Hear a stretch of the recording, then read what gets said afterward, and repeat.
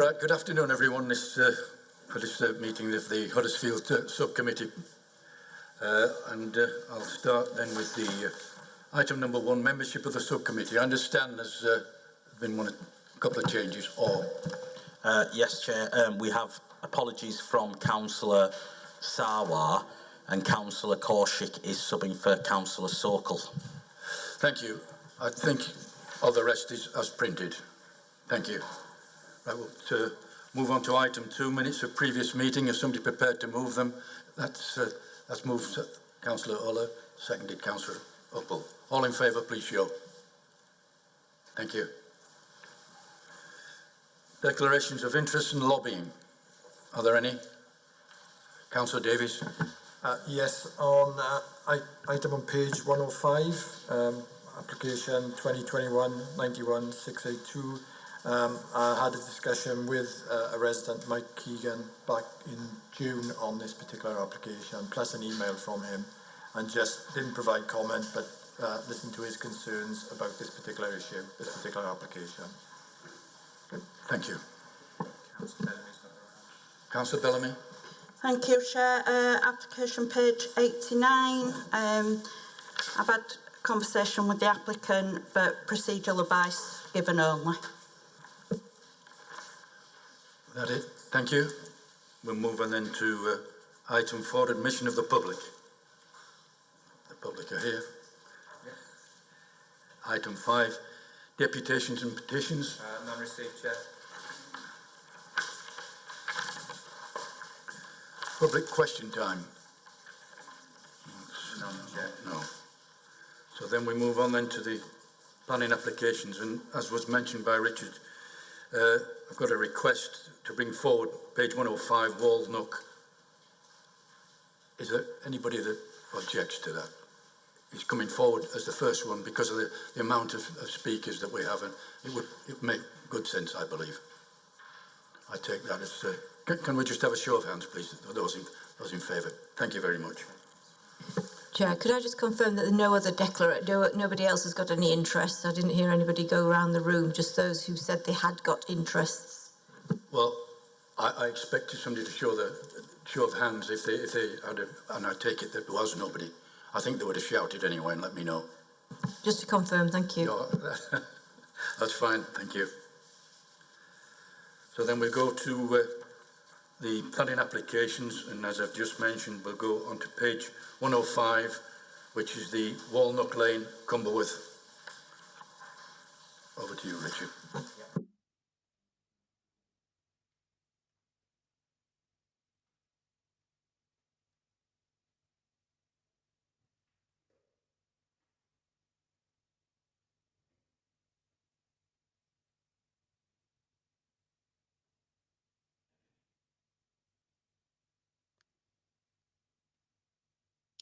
Thank you, Chair.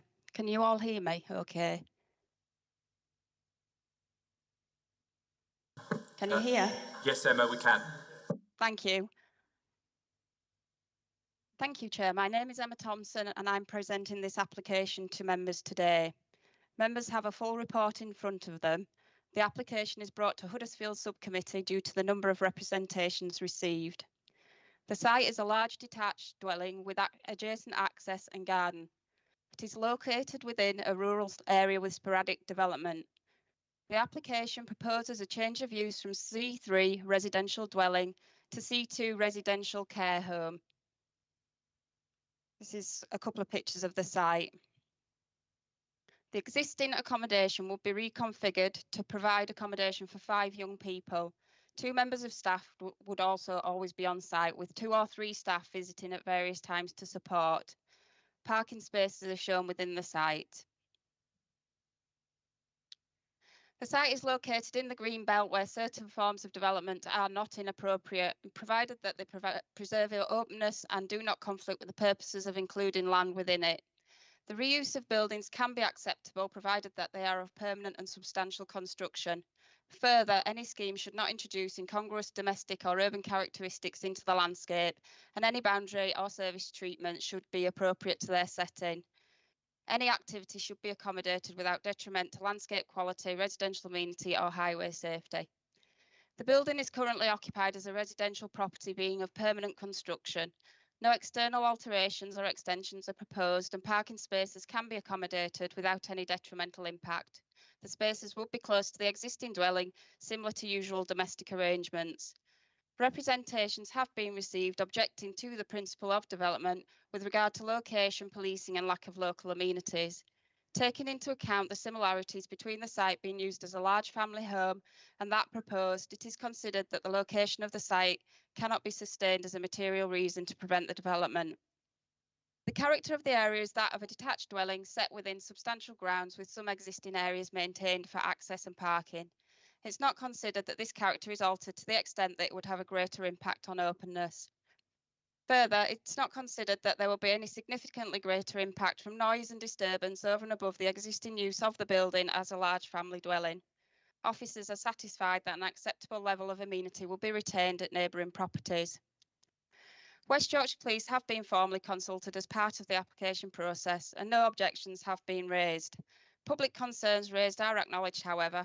It is considered that points do not carry sufficient evidence of weight in planning terms to justify refusing the application. The parking proposed is in line with current guidance. Any increase to vehicle movements would not result in any material impact on highway safety. To conclude, the proposal would provide a home for children in need of care in an existing building of substantial and permanent construction.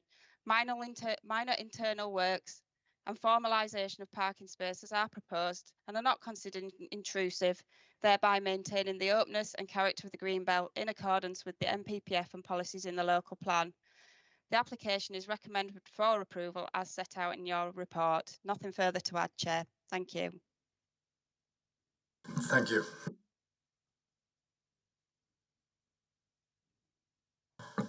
Okay, so we have some speakers in attendance. We have Natalie Dosser.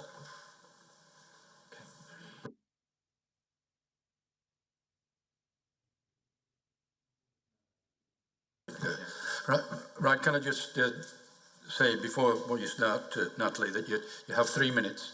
When we get to 2.5 minutes, hopefully we might not, I'll say you have 30 seconds, and I'm pretty strict on this. You'll get the limit of 3 minutes, and you'll be cut off. Thank you.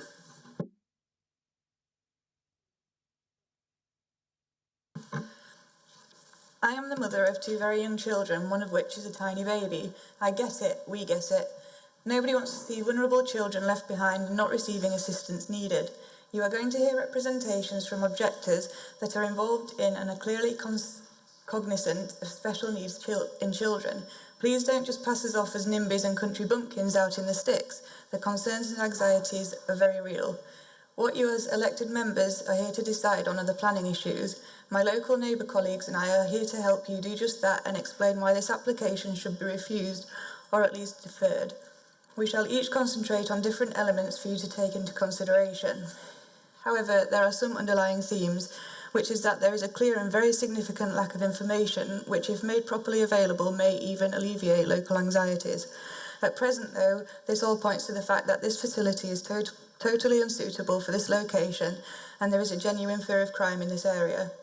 The assessment of the application by both officers and their professional consultees is underpinned by a mistake. The mistake is that the application does not require scrutiny because it is effectively the same as what exists already. This is profoundly wrong. C2 institutional use is not C3 residential use and vice versa. That is the law. They are not the same things. Were that the case, there would have been no need for this planning application. Please don't be fooled. What is proposed here is significantly different in planning terms, with the proposed use being of a much more profound effect on the area compared with a normal house.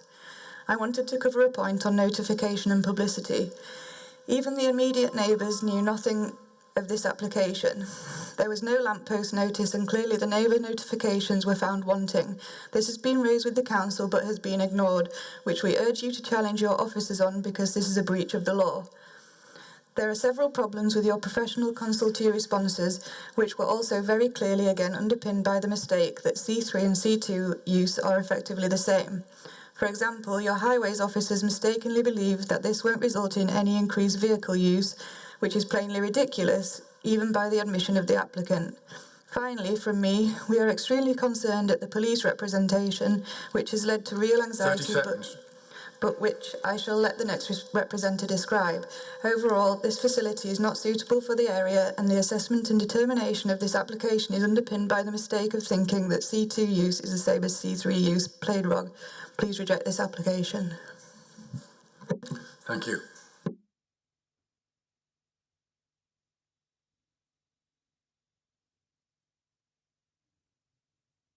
Okay, so next on our list we've got Lewin Clegg.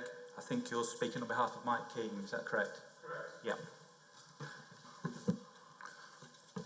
Right, Lewin, the same as I've just previously mentioned, you've got 3 minutes, but after 2.5 you'll get the 30-second, and then I will be very strict and turn you off. Thank you. Thank you, Chair. I am reading this on behalf of Mr. Keegan, who cannot be here because he's working way overseas. The establishment of this facility will only have impact on the area. It is totally unsuitable. As Natalie has said, there are several reasons why it should be rejected. I want to continue this by identifying a frightening problem with the police's representation, which in fact has compounded anxieties and has led to genuine fear of crime and disorder in the area as a result. The police have said, and I quote, "As there are a significant number of this type of care home in the Kirklees district, it is very important that new sites do not create an extra drain on police resources." I ask, objectively, to consider how could a statement like this from the police not ring alarm bells? The police should reconsult and ask to provide details of, quote, "this type of care home." In other locations in Kirklees with clear statistics on indecencies and information on the amount of police and council time, money and resources incurred with full reasons. Only at that point can this application be considered and a final determination made. Also, in the police responses, recommendations involve physical as well as managerial solutions which are not insignificant, apart from the fact that some of these themselves may need separate planning permission. There is obvious alarm when reinforced enclosure and security items are recommended as a condition from the police. The police have also described, and I quote again, this type of residence that will be housed there. They have elected not to share this with the other relevant bodies. Despite our attempts, there has been no communication from Compass on the types of children and young adults who have been housed there. Compass have not engaged with local residents. The police consultation should be respectfully challenged by the council, with the police asked to provide considerable further information. How otherwise could there not be a genuine fear of crime here? Following that, due to the clear deficiency in information, the council now cannot be complying with its legal functions in respect to the Crime and Disorder Act 1998, section 17, of which requires that any council must exercise its functions, including its planning functions, must do all that is reasonable and cannot prevent crime and disorder in the area. Respectfully, you could not be discharging that function here where you are so deficient in information. Following that, we are concerned that the council has not consulted or involved the Director of Children's Services. For Kirklees Council, of all councils, not to cover this with input from the Director of Children's Services seems suspicious and wrong. This application must be rejected, or at best, not ready to be determined. Thank you. Thank you. Right, Chair, we now have Elisa Lane who will be dialed in, so it'll just be a pause whilst I try and get Lisa on the phone.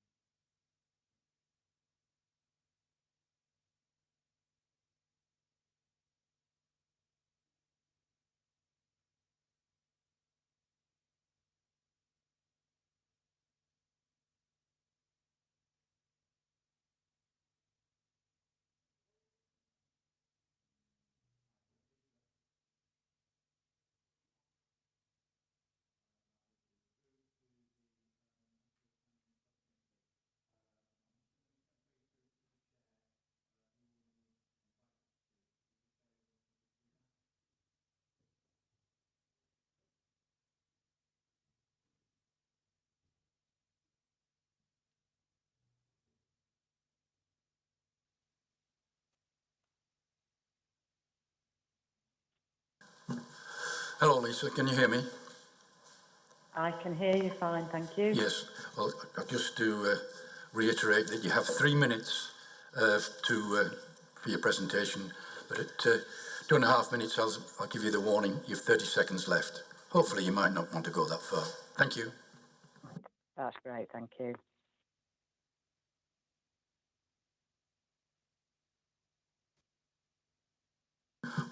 We're ready.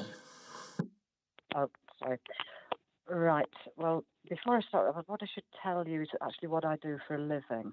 So I work with children who are disabled, vulnerable, have special needs, and children with complex behavioural issues. And what we do is we work with horses and we offer rehabilitation and socialisation of these children. So I know exactly, what these children are like. I know what their needs and things are. And this is why, I have to say that this facility, from, what we know about it, is actually in a completely unsuitable location. I understand that, rural living sounds like it would be a lovely idea. But, what we need to know is, where are these children going to go to school? They're going to have to go by multiple vehicle trips. How are these children going to get to appointments? Again, it's going to be multiple vehicle trips. And the other thing is, how and where are these children going to socialise, and where are they going to be socialised?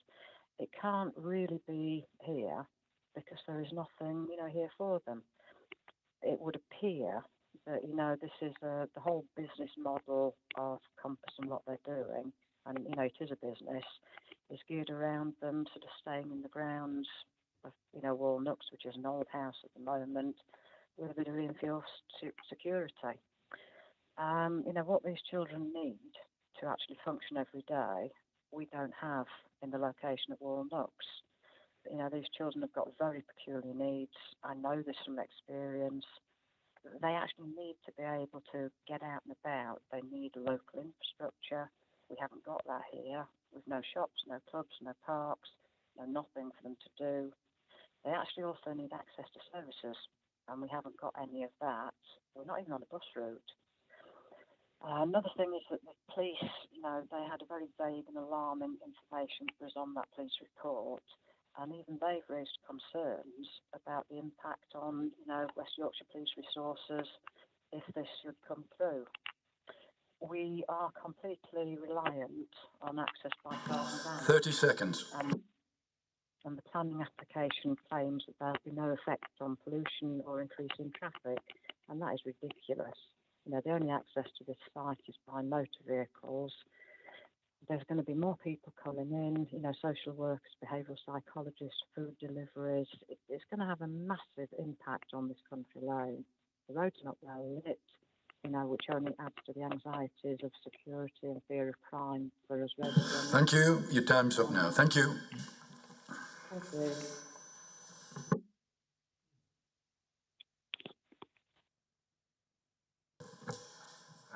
We have Mick Krauser.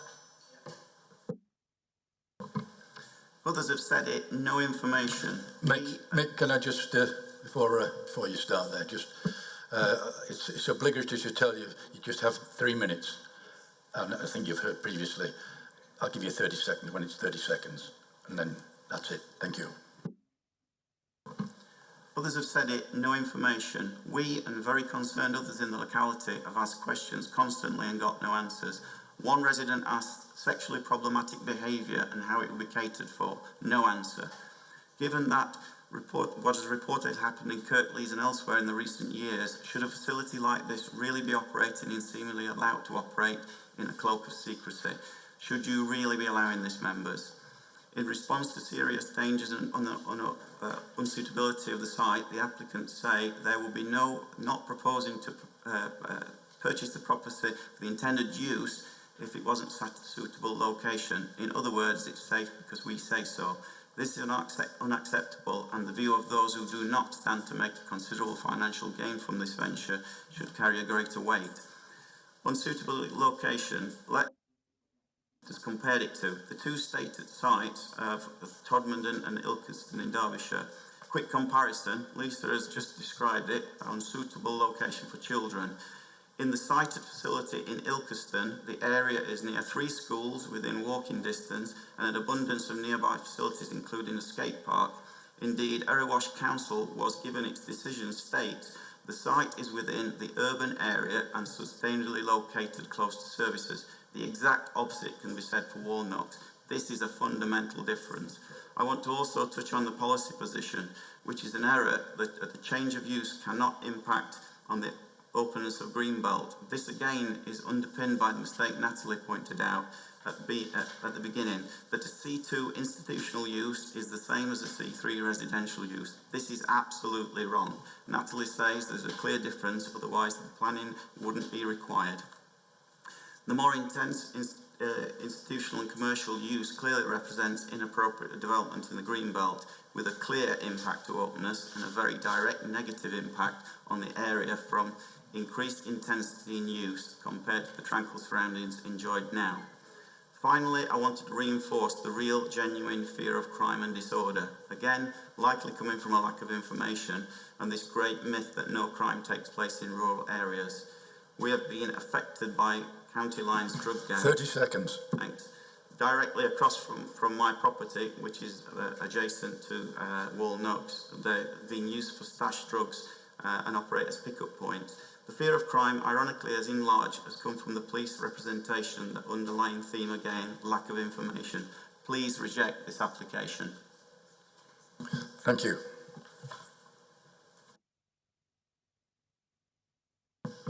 We also have Yvonne Chaplin. Yes, that's... Right, Yvonne, I think you know the school by now. 3 minutes, Thank 30 you. seconds, I'll give you the warning and then Thank cut you. you off at 3. I have lived on Walnock Lane for nearly 35 years. I am 81 years old. I am a widow. I live approximately 35 steps from my gate to this property that you're discussing. At one time, I was a former member of the Parish Council Home Firth.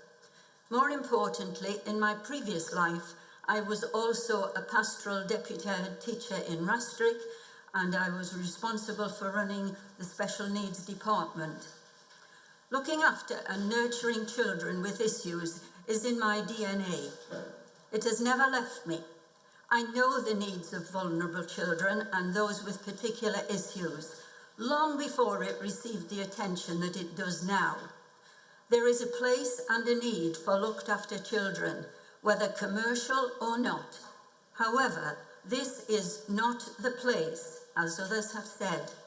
There is nothing here for these children, and given the clear increase in intensity of the use of the site, from vehicle journeys, site management, and antisocial behaviour management, it will have a profound effect on this hitherto tranquil area in the green belt.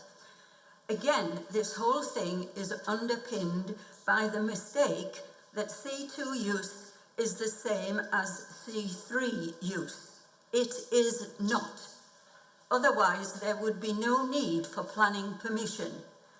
What is also very apparent throughout this application is a lack of information. Please, don't just dismiss me as a NIMBY. The anxiety and the fear is genuine. I was once told that in life we overcome fear through knowledge.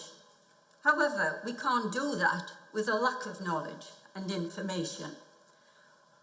And there's a willful reluctance to provide it, which, as you can imagine, is causing fear and anxiety to persist. The police consultation response compounds this when the police make statements like they have and then don't provide what is clearly very relevant information, which the 30 applicant seconds. also refuses to provide. Then there is a quite justifiable and genuine fear of crime, disorder, and anxiousness regarding general nuisance and impact on amenities. Please don't just railroad this through. Anxieties and fears are real and justified, ironically made worse by the police and the applicant not answering questions. Thank you. Thank you. Right, Chair, we have two statements to be read out, one for Councillor Donald Firth and one for Councillor Patrick. So, with your permission, I'll read those out. So we'll start with Councillor Firth. He says, change of use to children's home. When this proposition was first brought to my attention, I have to say it seemed on the surface to be a good idea. It was then all kinds of problems came about, which the people of Woolnocks have brought to our attention. It was then Nigel and myself tried in vain to set up a meeting with the people representing Compass and the residents of Woolnocks and the local area, but unfortunately we could never get a date that suited everyone. However, I was given a number to phone and get further information, but this person for some reason never got back to me. This was after numerous attempts. More info came to my attention. One piece of information was these children would not be schooled in local schools, as I was previously informed, but they would be educated at school chosen by Compass Homes at Sorby Bridge near Halifax, brackets Y. I think we all know what a bad winter can bring. First of all, Woolnocks can be bad up there in winter, and then getting the children to Sorby Bridge even further out, Elland Bypass. The local plan states that where possible, children must be educated as near to their place of residence. I am sure that Compass, if they have the will, can find somewhere nearer to Sorby Bridge to house the children and give them a quality education at the same time. However, I am sure that the planning committee will do the right thing and remember that 40 plus objections from local people, if my memory serves me correctly. I would like this read out because unfortunately I am committed somewhere else this afternoon. So that was Councillor Firth. And then the following statements from Councillor Patrick. I am unable to attend the planning committee due to other commitments, but in view of the interest this planning application has given rise to in what is a remote rural corner of Holme Valley South, I thought I should reflect on the concerns that have been expressed. I know this area well. I was brought up there. Whilst I recognise that all children need a home, I am not sure that this isolated rural location is the ideal setting for children who've had traumatic lives. It seems a bit of a Victorian attitude to place children in homes in the middle of nowhere, far from facilities. I was told the children would go to local schools, but I read in the officer's report that they will be schooled in Sorby Bridge, which is a long daily trip. Surely they would be better living nearer where they are to be schooled. It will be difficult for them to make friends and become part of the local community if they are unable to go to the local schools. The Walnut Lane address is not near where they lived before, so they are truly isolated. In the winter months, Walnut Lane is frequently cut off due to snow and ice, so there will be days when they don't get to school. Last January, an ambulance could not get to a 999 call to a property on Walnut Lane due to thick ice on the road. It can be extreme weather in the winter with blizzards and drifting snow. The case officer says in the report that a lot of concerns raised by local residents are not material planning considerations. Those concerns can perhaps be picked up by Ofsted if the applicant applies for a licence, but a fear of crime is a material planning consideration, and most, if not all, of the objectors have raised concerns about crime. It does seem harsh to associate children that no one has met yet with crime. I wanted to understand why this was. From talking to local people, it seems they have done their homework, and what they have discovered has raised concerns. There was also a report in the national newspaper that identifies issues with this type of home. Whilst the police seem unconcerned, we all know that the police are struggling to cope with rural crime and have done for some considerable time. If crime does become a problem, we know the local police won't be able to cope with it. So this is one planning reason that can be used to refuse the application. The officer recommendation is for approval, and if the committee is minded to approve this, I think this is one of those applications that could benefit from a 12-month trial period. In any event, I think the committee should carefully consider the points raised by local people and try not to become too distracted. This is about the location and the change of use of a property. I think there are better places to look after children, close to facility and schools, where they can make friends with children their own age and be part of the community. We've now got one final speaker, who is Julian Bolitho, who is the agent, and he will be dialed in. So just give me a minute whilst I'll do that.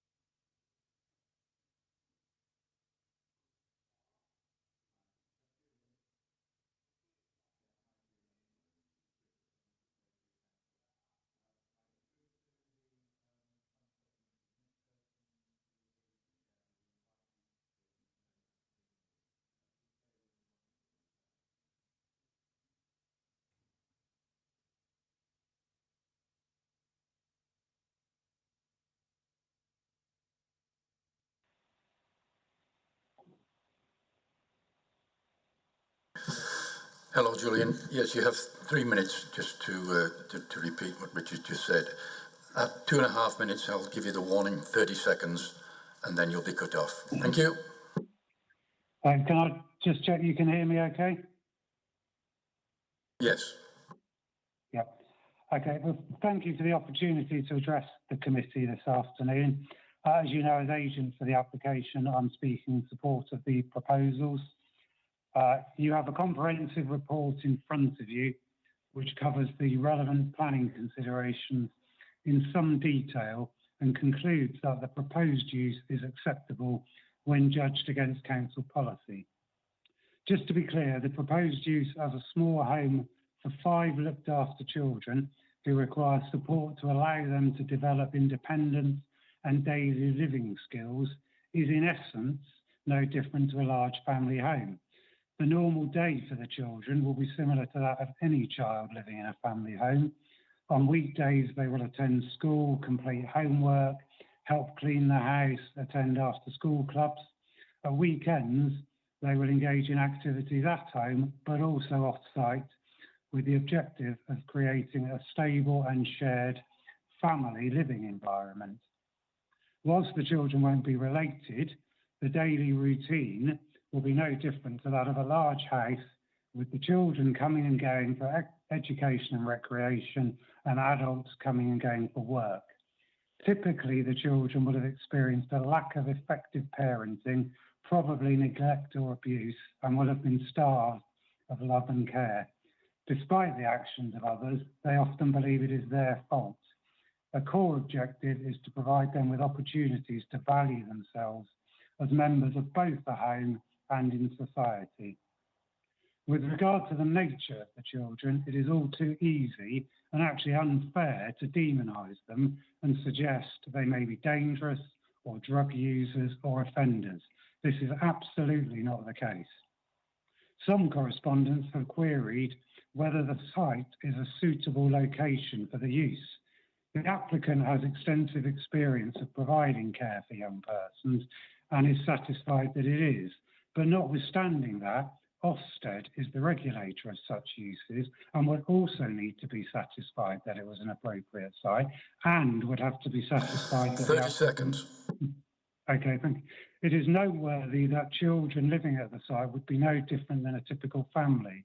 So all the issues about proximity to services would also apply to a normal family, and these comments appear to be unduly influenced by misplaced views on the nature of these children.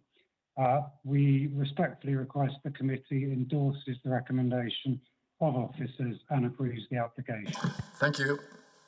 Thank you.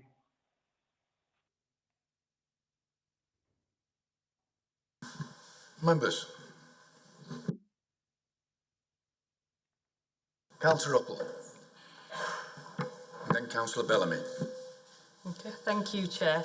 Obviously, we've had quite a lot of speakers. I understand that, you know, there's people here who have concerns as well.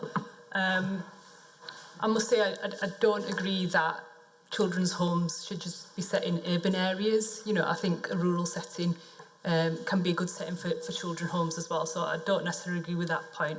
You have obviously raised some points about crime, and I would just like to ask the officer, in the report it says that the police have raised no objections, and a couple of the speakers mentioned that they thought there wasn't enough information of the police, and one person in particular mentioned that the police might have said that this could be a drain on their resources, this children's home. So I was just wondering if you've had sight of that, or if you could clarify that point.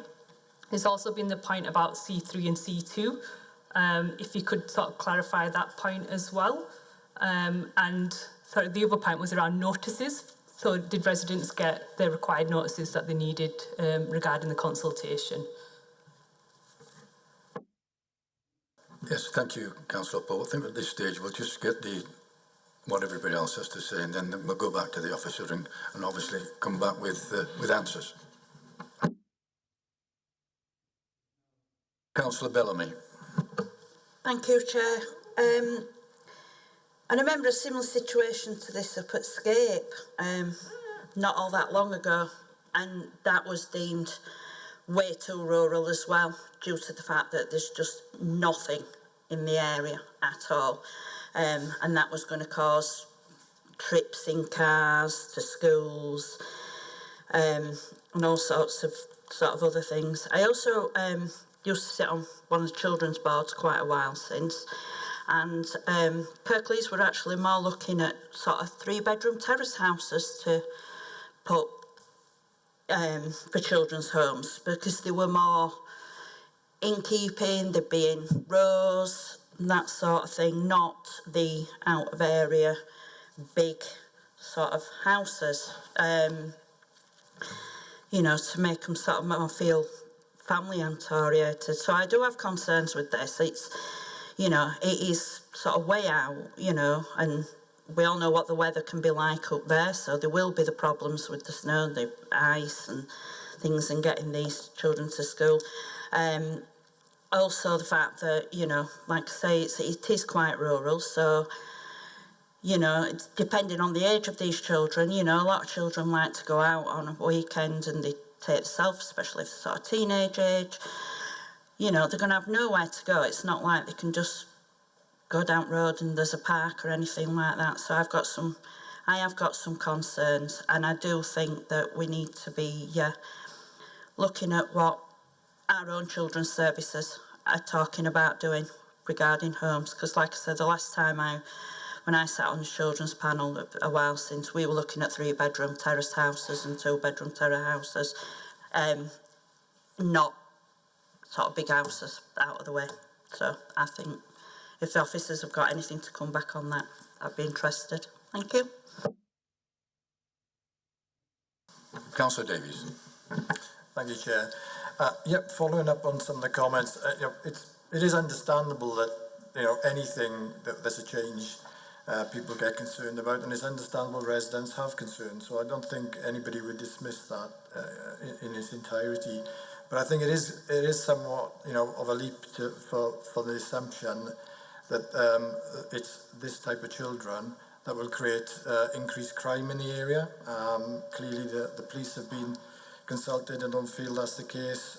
We've heard that that certainly doesn't seem to be the background of these children anyway. So I think that's, you know, again, I think we all understand how people may come to that conclusion, but I do think personally that that's somewhat of a leap to do that, particularly without any evidence of that. And I think, and I'd emphasise that the police certainly, I think the point that Councillor Patrick made about the police being stretched is quite right. So I can't imagine that the police would be slack in reviewing this in terms of creating themselves more problems. I would have thought they would be very much looking into it in detail. So I have certainly a respect for their review on this. In terms of the amenities, then I think the point's been made as well. the issue of amenities would be no different for issue of amenities for any young people in this area.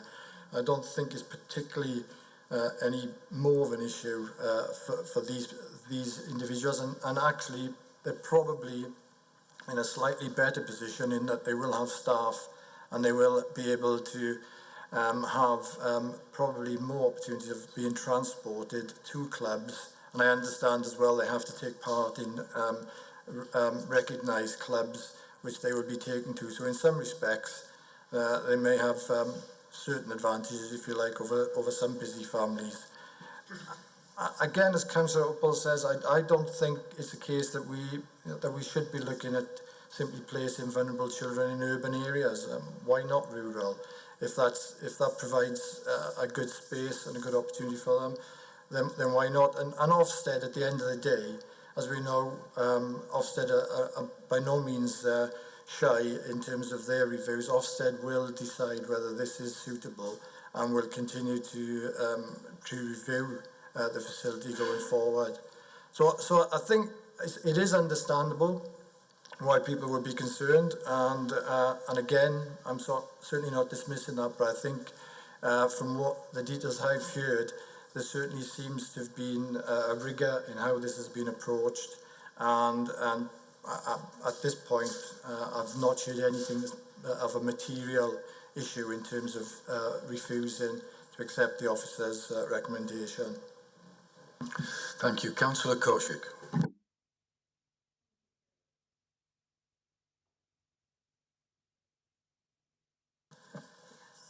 Thank you, Chair. I think most of my points been covered by Councillor Uppal and Councillor Davies. The only question is left, like the officer said, no objection, but we can hear so many objections here, and even the elected member said the number of objections. So how come that's misunderstood? That's my question to the officer. Thank you. Councillor Homewood. Thank you, Chair. Just one question point I sort of wanted to cover off was just around the Ofsted registration. So the reason I raise it is because I'm aware of issues in my own area, and I've heard about it in others, where we have homes that are for children over the age of 16 or young adults that are not registered by Ofsted. So I'd like to understand whether this home will only be used as a Ofsted registered children's home, and I just wondered whether that's something that could be conditioned, because I do think there are problems when there's this legal loophole whereby you can basically house young or vulnerable people over the age of 16 without any regulatory framework. And personally, I don't think local authorities should be using those sorts of homes, but I know that they do exist, and I wouldn't want that to occur, because I think that's where these sorts of issues can arise. But if that is the case, that it is properly regulated, I do agree with my other colleagues about I don't agree with the argument that children shouldn't be placed in rural areas. And I think, to me, listening to everyone's comments, it's down to the authority who's responsible for the individual children to place them in appropriate care. And for some children that might be in a rural area, and for others it might not be. So I think that's where the responsibility lies here. I don't think we can make a judgment that all children should be in one area or another area. It has to be on the individual child's need. So I would just like the clarification on the Ofsted bit there. Thank you, Chair. Thank you. Councillor Uller. Yes, thank you, Chair. I mean, I won't be long. I'm not going to repeat what everybody else has said, but I think the one-size-fits-all approach for children, and to assume that it's all antisocial behaviour and to demonise all children is not something that personally I would support. There's also been raised a lot of the issue around urban or rural areas. Again, I would totally disagree with some of the comments that have been made. Why shouldn't children be given the opportunity to reside in rural areas? What I do find confusing is that residents have highlighted a lot of concerns around police, antisocial behaviour, and I'm not saying that that's not true, but when the police have been approached, they've basically said, we've got no comment on this, we've had no issues. So that's a bit confusing, really. But one of the residents did bring up a point about The lampposts and street lighting, I didn't quite get what she said. It was too short, or too. Maybe the officer could give us some clarity around the lighting within the Kirklees. But that's about it. Thank you. Councillor Armour. Yeah, thank you, Mr. Chairman. It's not necessarily a clear-cut decision, this one, but on balance, I'll be voting against the recommendation. I'll explain why. The amenity of other residents is a material planning consideration. We've heard fear of crime. We've heard quite a lot of talk about this. It is material. It's easy to overstate, but it is a fear for people. So that is a consideration, in my view, a material planning consideration. But another material planning consideration is the amenity of future residents of this building. And future residency is restricted to quite a small class of people. And I don't think that the amenity for those people has been properly addressed here. I've got grave doubts about the education provisions, very grave doubts about them. I don't think it's very suitable for these children, because there will be children, to have such a distance to travel, to have to be bussed to and from school, and a long journey over poor roads, particularly in winter. I don't think that meets the needs of their personal future amenity. So I think the application fails on that material ground. There's also another consideration to my mind, and I'm sure legal will correct me if I'm wrong, but there is the Children Act 1989, and that does impose a condition that in decision making, we amongst other bodies, have to put the interests of the children at the heart of our considerations. Similarly, I don't think that this application meets the criteria of the Children Act, because I don't think it addresses the needs of the children adequately. Therefore, I am against it. Thank you. Thank you. Well, I think at this juncture, I'll bring the officer. I hope they made a note of the questions that were asked, and then I'll ask for I'll want the vote taken. Thank you. Thank you, Chair. I'll try and reiterate our comments that have been made in the report with regards to some of the points that have been made. There was a point made about publicity. This is covered in responses to representations. The application was advertised, undertaking the legal statutory publicity requirements as set out in Table 1 in the Kirklees Development Management Charter, and the notice on the website regarding planning applications during the coronavirus outbreak. As such, the application was advertised by letters to neighbouring properties. A total of 12 neighbouring letters were sent out by this method. So that covers the point with regards to publicity. There was a question about C2 to C3 use, which is also covered at 10.5 of the report. We have got an application, a planning application in front of us to consider. The proposed use falls into Class C2, which is a residential institute to care for 5 children with 2 staff and up to 3 people visiting at times. As we've recognised, it's considered that this would lead to a more intensive use than the existing, with potentially 10 people occupying the dwelling at any one time and 7 overnight. This takes into account the potential traffic movements from visitor school runs, rota changes, and as set out, we concluded that as an application has been submitted, that it's a material change of use from its current use as a residential property, and as such requires planning permission. That said, as outlined in the report, it's not considered that the intensification is to such a significant extent that it would result in harm to the Greenbelt through its intensification or any other matters relating to highways as set out in the report. And then I think there was a point about crime as well, which again has been covered at 10.18, and it's recognised that the fear of crime is a material planning consideration. We have undertaken consultation with West Yorkshire Police, who have then in turn discussed directly with the agent and raised no objections as a consequence. It's outlined in there that there are a number of care homes in the Kirklees district, and the Design and Outcry Officer has confirmed that they have been in touch with the missing persons coordinator. It's also noted in their comments that they would encourage that the applicants would speak directly and engage with the local neighbourhood policing team to enable offer advice and support if required. So there are those channels of communications open. And as I say in the report, that it's also that it's regulated by Ofsted and will be registered with Ofsted as a consequence. And I think then there was a point about lighting.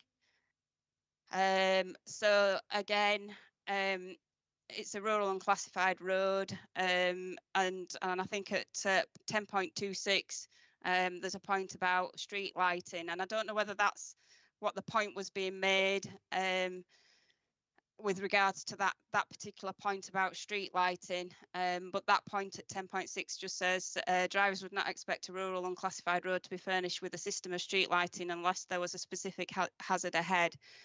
This is the reason the 5-lane ends junction benefits from a single street light to aid drivers and alert them to the junction from dusk till dawn. I think that hopefully covers the points, Chair, but if not, we can always come back. Thank you.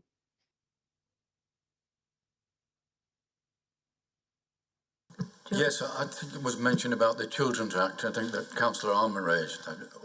Was it Councillor Armour that raised the Children's Act? Yes. I just wonder if you might expand on that somewhat. Do you want me to come in on that, Chair?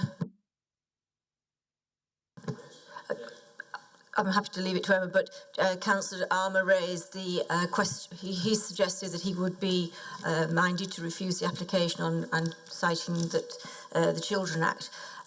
In this forum, we're making a planning decision on the use and development of land, and the Children Act is a separate piece of legislation which is outside that planning remit. There are quite rightly, the interests of children are at the heart of the Children Act, but there is a series of questions in that Act which will be addressed, such as age of the children, range of options available, the harm, the benefits. So that's outside the planning remit, and there is much case law on separate pieces of legislation governing that kind of thing. So if that was one of the reasons that the committee were thinking of refusing the application on, I don't believe it would be substantiated. I think that's what I can say, but listening to the tone of the debate, if a few members are against this application, we have to suggest some valid reasons for refusal.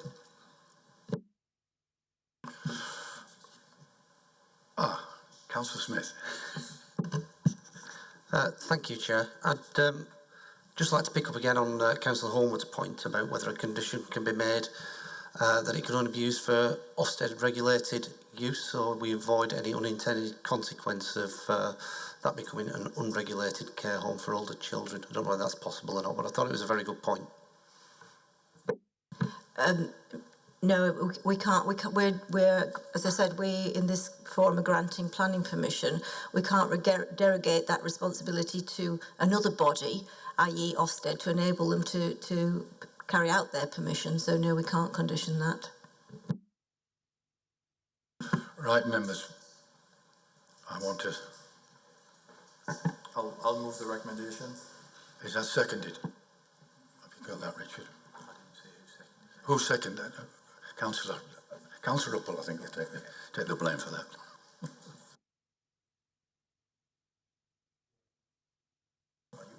Yeah, that's fine. Yes, okay, members. So we're going to the vote on the basis of being moved by Councillor Davies, seconded by Councillor Uppel, in line with the officer's recommendation in the report. Just to remind members, I'll call out your names, so you don't have to turn on your microphones. It'll be done for you. And then we'll confirm the vote at the end.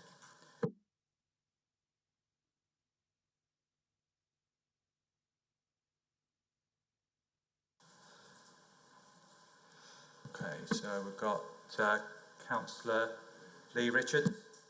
Sorry, in light of some of people's concerns, I'm going to abstain on this.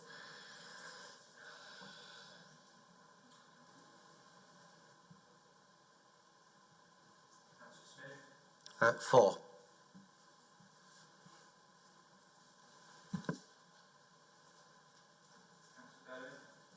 Against.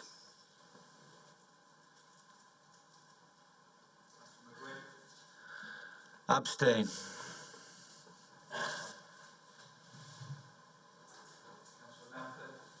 Against. I'm against.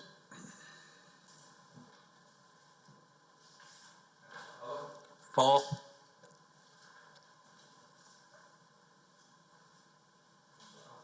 For.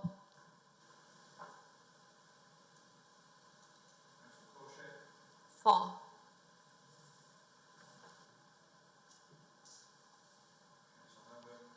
For. For. Councillor Lyons. For. Right, so that's 1, 2, 3, 4, 5, 6, 7 for, 3 against, 2 abstentions, so the officer recommendation is approved.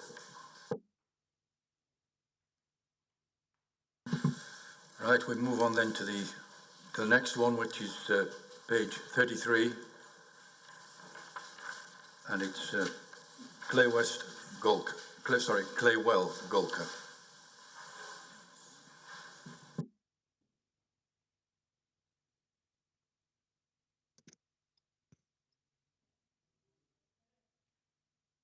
Thank you, Chair. Victor Grayson, Development Management Master Planner in the Majors and Minerals. Sorry, Chair, I think somebody wants to indicate whether they can leave the room or not. Yeah, so all attendees for that application, if you wish to leave, you may now leave, yes.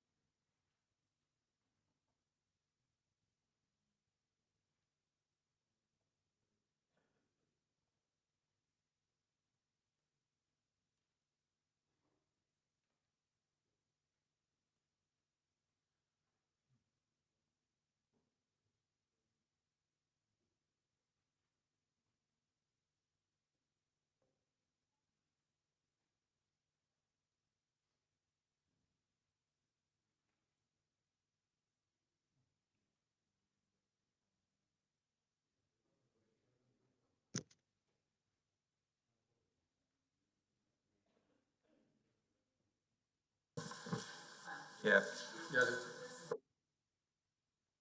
Okay, yes, so the next application is in fact page 11, isn't it? Application 2020-91186, which is the Westcroft Honley. Yes, my mistake, it is page 11.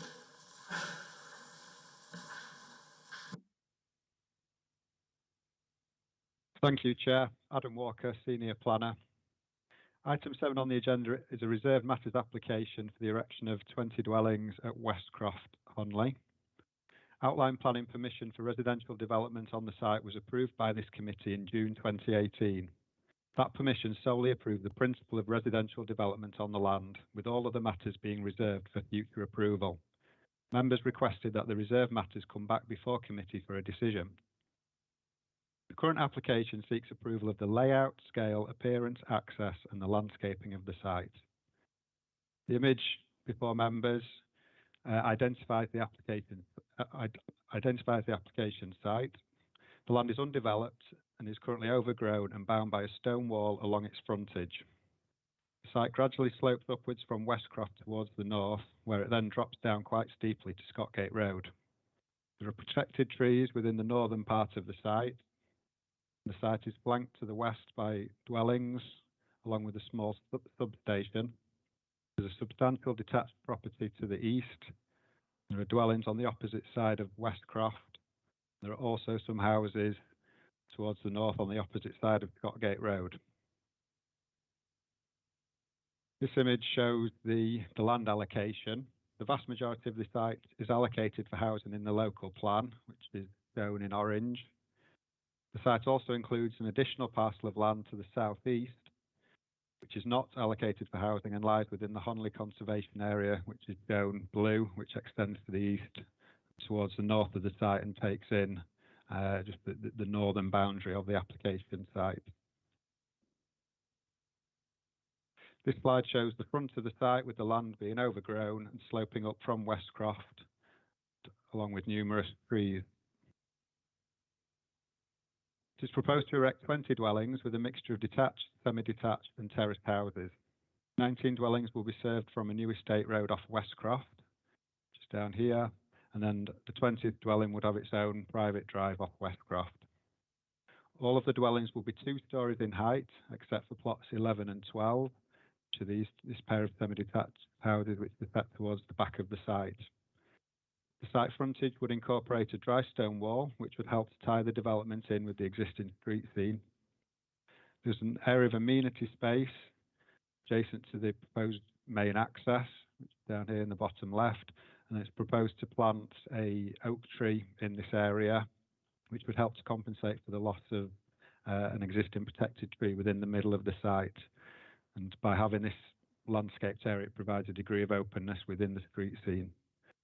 A hedgerow will be planted along the western boundary, which will provide a green edge to these properties, and it would serve as an ecological corridor, which then links up to this area towards the north, which will be undeveloped and is identified as an ecological enhancement zone, and there will be some additional tree planting within that area.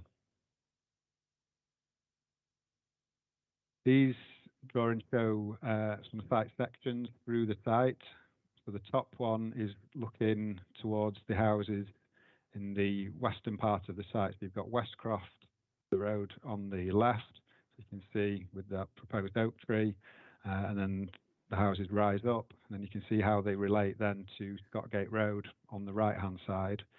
And then the middle 2 sections that give a good indication of how the houses would sit next to the existing houses on Westcroft. You can see they're set down at a much lower level, and you would have retain the existing boundary treatment with the hedge on the other side. And these images show the elevations for the proposed dwellings. So there's a consistent design theme across the development, with front gables and peaks incorporated into the roof profile. I'll just point out plots 11 and 12, which are the 3-story houses. So the way they've been designed is to have this asymmetrical roof, which makes them appear as 2 stories at the front, and then at the back it's slightly raised eaves height.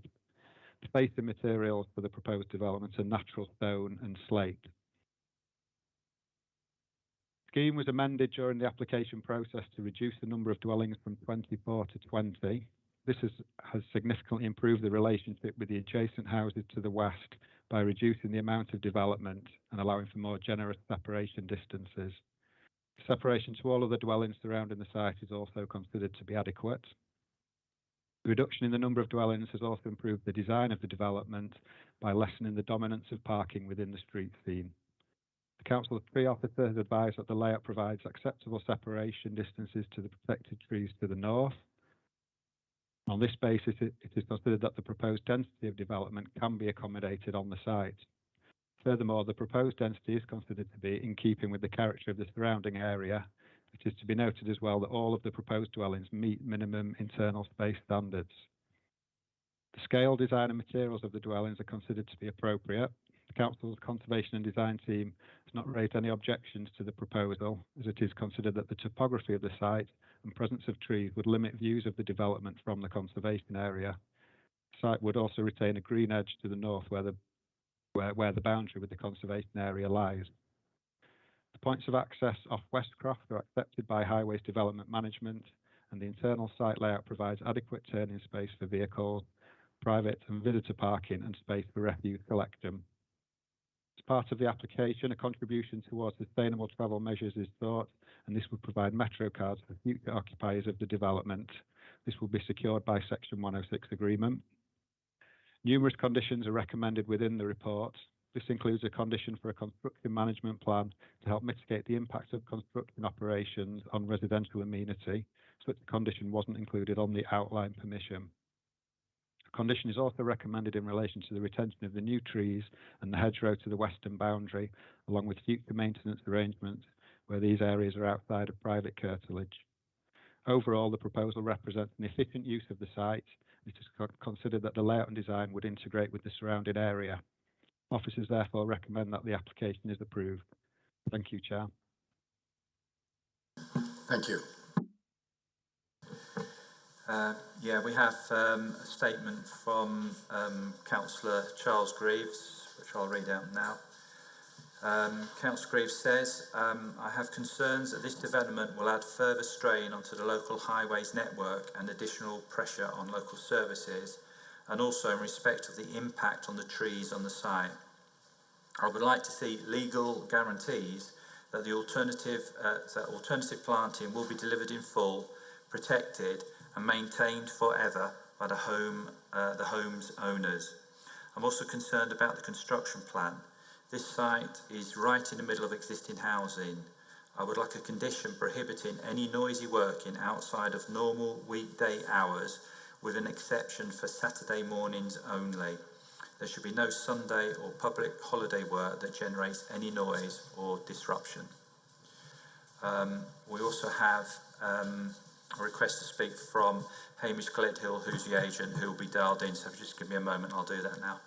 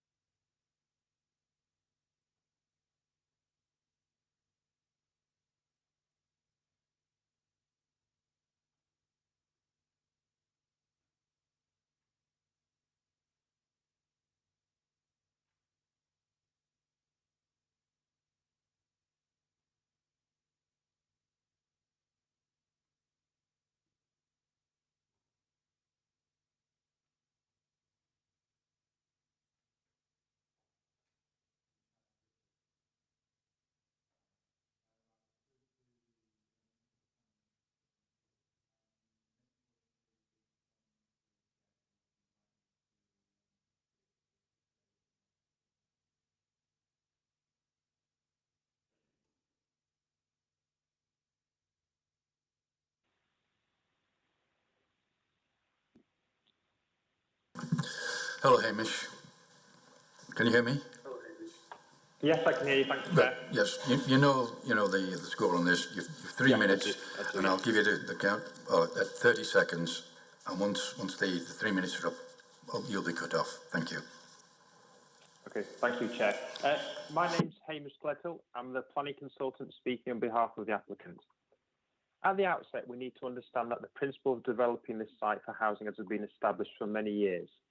The site is allocated for housing. The local plan and outline planning permission was granted on the site in June 2018. It is also worth noting that this site was allocated for housing in the former unitary development plan, and there have been several previous planning approvals for this site, and it has been allocated for housing since 1999, yet the site remains undeveloped, which suggests that developing the site is not straightforward. However, after 22 years of being an allocated site, in front of you today is a viable and deliverable scheme for this site. As set out within the officer's report, there have been detailed discussions with the council officers since the application was submitted, resulting in amendments to the layout, culminating in a scheme in front of you today. We believe this scheme provides an efficient use of the site, providing a good mix of house types, as well as the provision of affordable houses. The proposed development retains the mature trees that are on the site, and where the large damaged tree in the middle of the site is to be removed, a replacement oak tree is to be provided. As set out in the officer's report, the scheme includes several features to enhance biodiversity, including an ecological enhancement zone to the north of the site. Council officers will confirm that the preparation of the Section 106 agreement to ensure the provision of the planning obligations are at an advanced stage, and I can confirm that it has been signed by the applicant and has been posted back to the council. These obligations include a financial contribution towards Metro cards to promote the use of public transport and a contribution for off-site public open space, as well as 4 affordable houses in accordance with the council's affordable housing policy. The proposed development is supported by all the council statutory consultees, and I hope you will agree with the officer's recommendation and approve this application. Thank you, Chair. Thank you.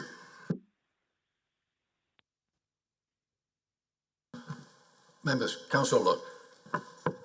Thank you, Chair. I think when this was before us previously, some of the concerns for me were the number of dwellings, which has come down from 24 to 20, obviously allowing a bit more amenity, the 106, and in keeping with the character of it.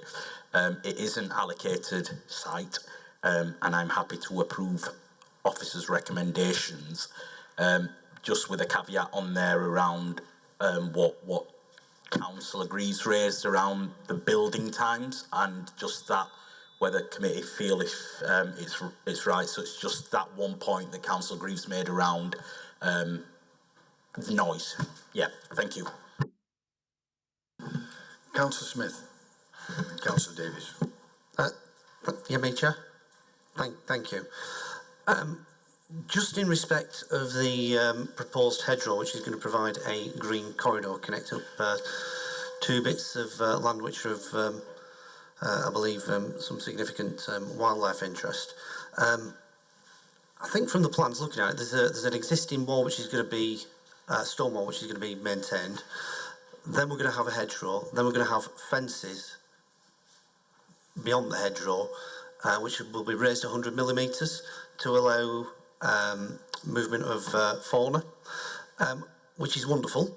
But I just wonder when people move in, you know, what's to stop them hacking away at hedgerows and changing the fences and disrupting that natural corridor, and whether there's anything we can do to account for that. Thank you.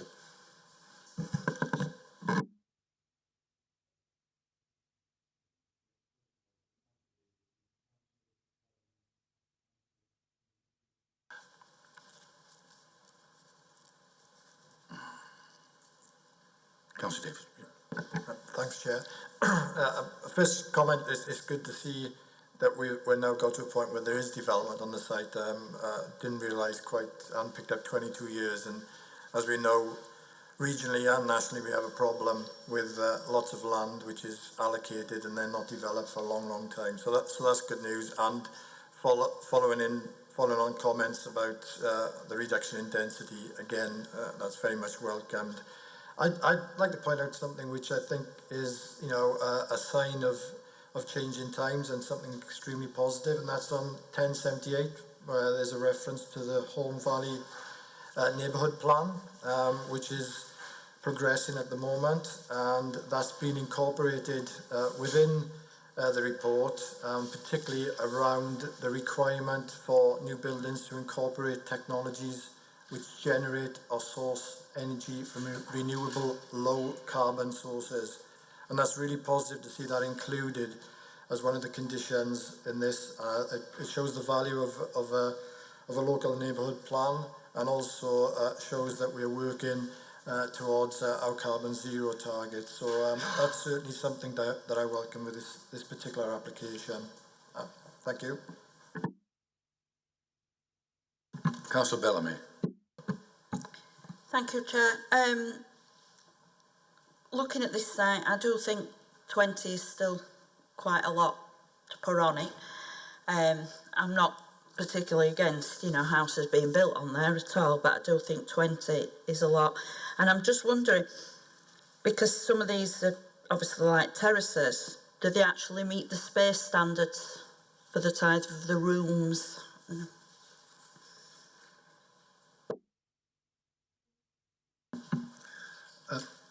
Obviously, when we finish with the people's questions or whatever, I'll get the answers at the end. I'm hoping there's not going to be too many more. I've got down Councillor Lee Richards.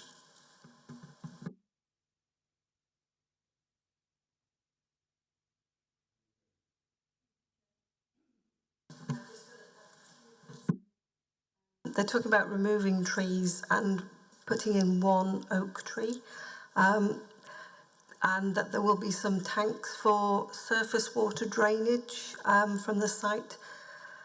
Should we not be looking for more sustainable ways? Once that drainage is full to capacity, where does the rainwater go? Because we are talking about now having wetter summers and far more surface water that needs to be managed. You know, what's the SUDS policy and the, you know, are we looking for some natural flood management for the site? I would echo Councillor Bellamy's comment about the number of houses. It said originally the site was suggested for 14, but now we're looking for 20, and that's including a piece of land that's in the conservation area.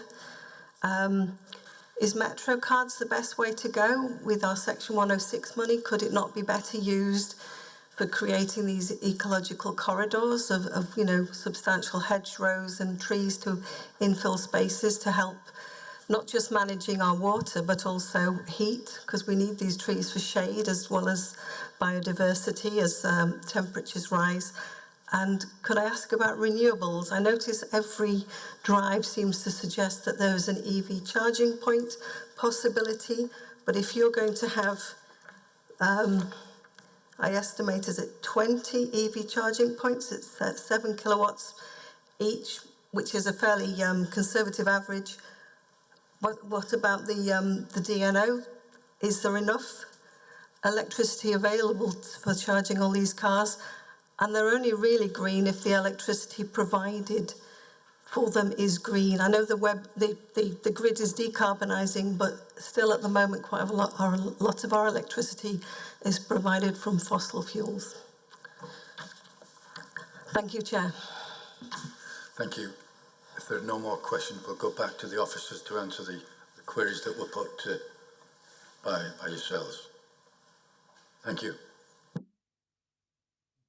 Through you, Chair. Yeah, to come back on the points that have been raised, we are recommending our officers have recommended a condition for the retention of the hedgerow to the western boundary, and that will be worded so that if any part of the hedgerow died or became diseased during the first 5 years, then there'd be a requirement for it to be replaced.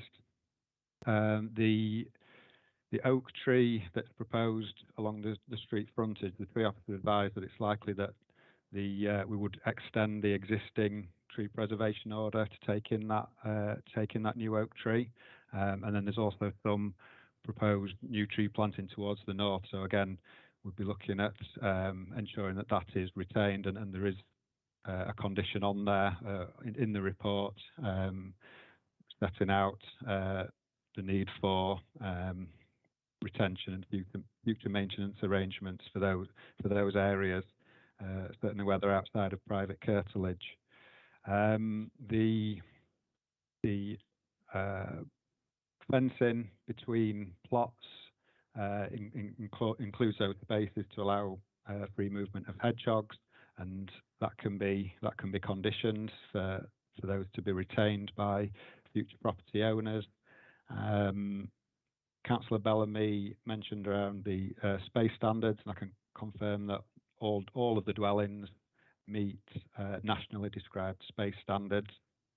The issue around surface water drainage, it's proposed to have a attenuation tank that will be located within the amenity green space next to the proposed access. So that makes provision for the storage of water so that it can then be released at a restricted rate. And the drainage scheme has been looked at by the Kirklees Lead Local Flood Authority, and they feel that this is the best solution for this site. Obviously, different options are looked at, whether looking at the most sustainable option, and this is the one, given the site and its sloping nature, that this is the best option. In terms of the density, the indicative capacity of the housing allocation is 15, and what they're shown under this layout is 19 houses on the housing allocation plus an extra house on that bit of land in the southeast corner, and that bit of land in the southeast corner has had a previous planning permissions on it. There's most recently an outline permission for one house, so that's the bit within the conservation area. So there has been a fairly recent outline permission for that. So you're looking at 19 when the indicative on the housing allocation, when the indicative capacity says 15. The main constraint of the site is trees. The trees office is happy that this layout provides sufficient space. So we're also getting acceptable separation to existing houses. So on that basis, there's some additional or a boost to the supply of housing in this part of the district. And then I'll just mention as well that the construction management plan, which is something that Councillor Greaves had mentioned.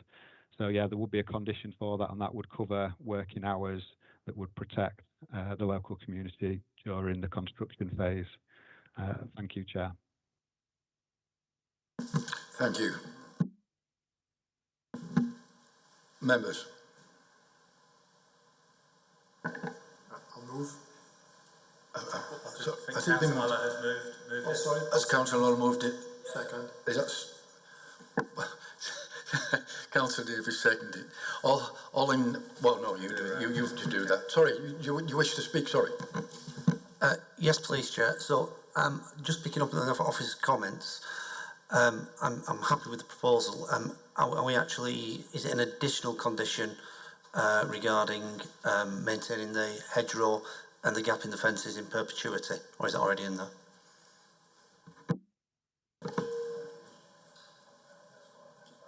Do you want me to come in?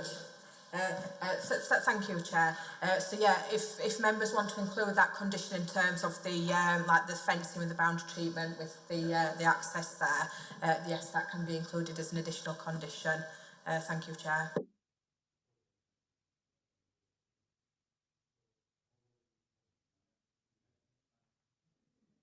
Okay, so we'll go to the vote now. So it's been moved by Councillor Allah, seconded by Councillor Davis. It's in line with the officer's recommendation, subject to the additional conditions that have just been discussed.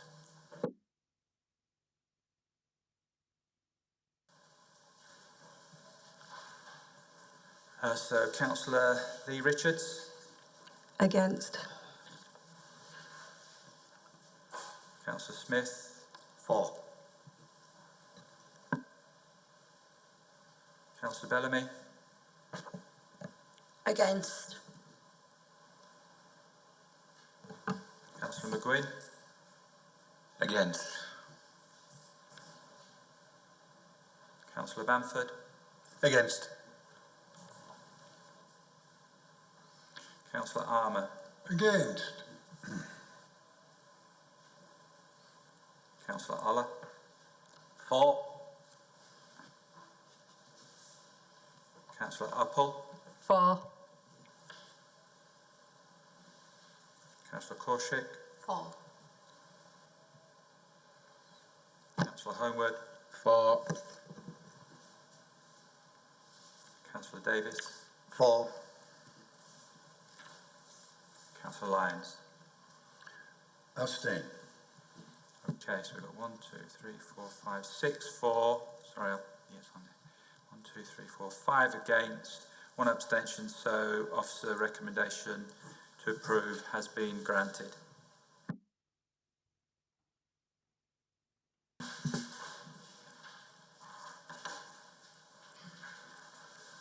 Right, now we're page 33. This is Claywell Golka.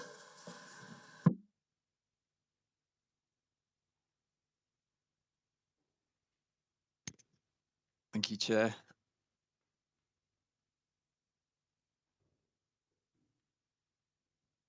This is item 8 on the agenda. This is an application for full planning permission for a residential development of 13 homes at land to the south of 5 to 25 Claywell Golka. The application is a resubmission of application 2019-90925, which was considered by the subcommittee last year on the 19th of March, but which was subsequently refused as no Section 106 agreement was completed. The site slopes downhill from north to south away from the main settlement of Golka and forms part of the north hillside of a subsidiary valley that runs east-west. The site has previously been in agricultural use, and there has been some previous use as allotment gardens here. The site is now partly overgrown. In planning terms, this is a previously undeveloped greenfield site. Just to clarify the status of the various parcels of land on this hillside, this older view of the hillside, viewed from the southeast, approximately shows, from left to right, firstly Fullwood Drive, which is a residential cul-de-sac previously developed some years ago. Then allocated site HS 153, for which outline planning permission for residential development has been granted. Then we have the current application site, which is also allocated for residential development as site HS 158. And then finally, a site referred to as land at Cartop Lane, which is also allocated for residential development. That's site HS 157. And that site, a residential development known as Hillcrest View of 19 units, is in fact nearing completion. The applicant for the current application is the developer of that adjacent site. The inset image shown here illustrates some of the constraints relevant to the site and its surroundings. A public footpath runs down the northwest edge of the application site, that's shown in purple on that inset image, and land to the south is within the greenbelt. The site and its surroundings are within the Golka Conservation Area. The relevant conservation area character appraisal refers to topography, tree cover and other important aspects of the conservation area's character. It also states that Golka is reminiscent of an Italian hill village, as seen in this slide. The orientation of buildings built along the hillside's lanes that run east-west is also an important characteristic. There are nearby listed buildings at 17 to 25 Claywell, 27 and 29 Claywell, and 4 properties on Brook Lane. All of these are Grade 2 listed.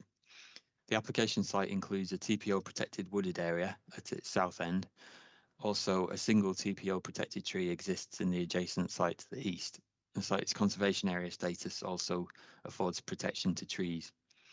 Regarding drainage, a combined public sewer runs downhill under the adjacent site to the east, connecting to a sewer under Brook Lane. And in these recent long views of the site, the larger image here is the view from Copley Bank Road to the southeast. In that view, the Hillcrest View development can be seen to the right of the application site.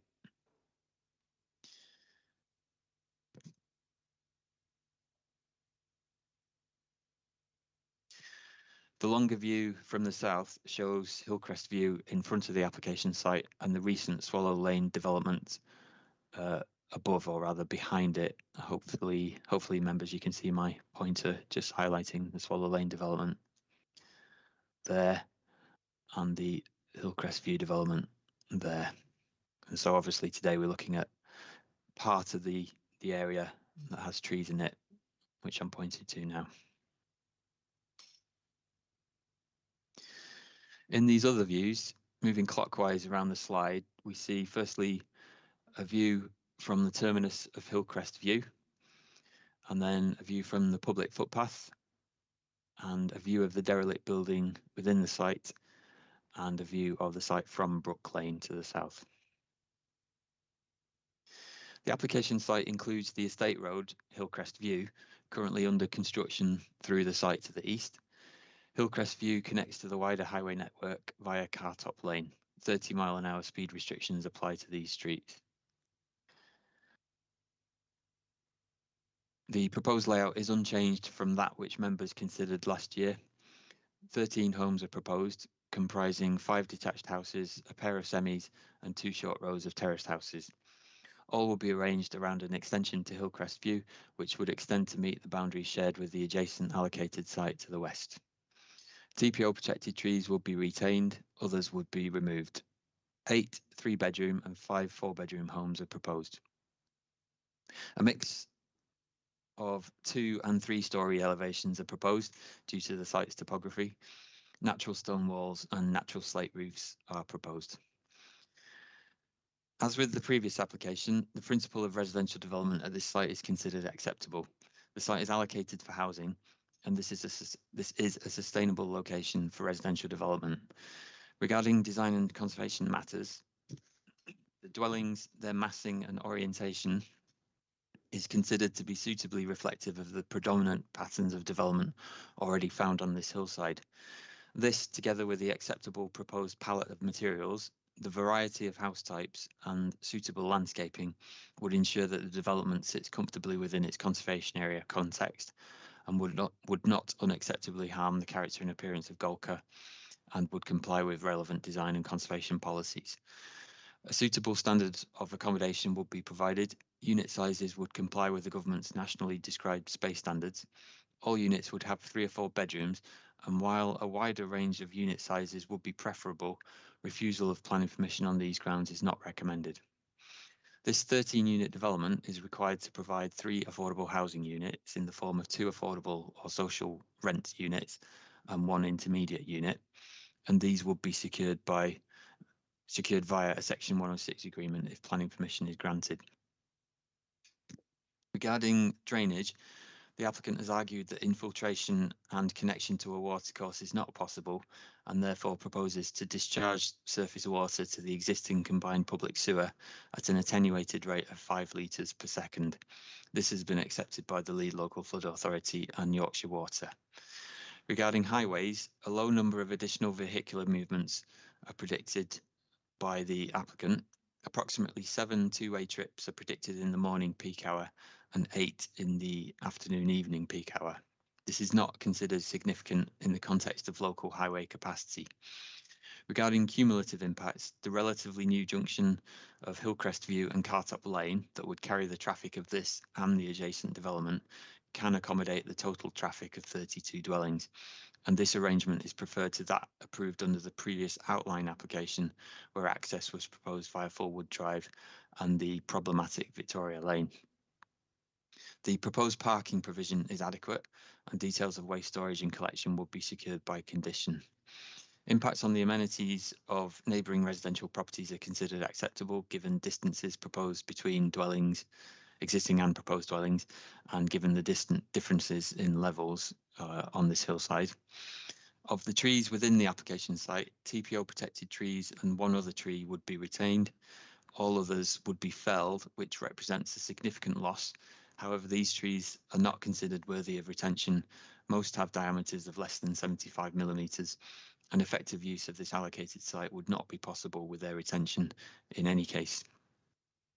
Regarding ecological matters, given the applicant's surveys and proposed mitigation, and given that the applicant proposes to retain the site's derelict building, which has potential for bat roosting, impacts are considered acceptable subject to conditions. A biodiversity net gain needs to be achieved, and an appropriate Section 106 obligation is recommended related to that. Regarding climate change, the applicant's flood risk assessment accounts for predicted increases in heavy rain events, and it is recommended that sustainable transport measures be secured via a Section 106 agreement. The applicant has submitted financial viability information with this application, stating that the proposed development is unable to provide affordable housing and Section 106 contributions. This information has been reviewed by the Council's consultant, Align. However, given that the applicant's proposed viability inputs regarding benchmark land value and abnormal costs are not agreed, it has not been demonstrated that the proposed development is unviable. The applicant has in fact now confirmed that they would like the application to be determined today and that they do not object to the officer's recommendation, which members have seen includes Section 106 obligations. Approval of planning permission is therefore recommended, subject to conditions and the full complement of Section 106 obligations being secured. Thank you, Chair. Thank you. Right, members, we're going to just take a short 5-minute break now. We've got a slight IT issue that just needs to be resolved in the background, so we'll have 5 minutes break and then we'll also reconvene this particular application. Thank you.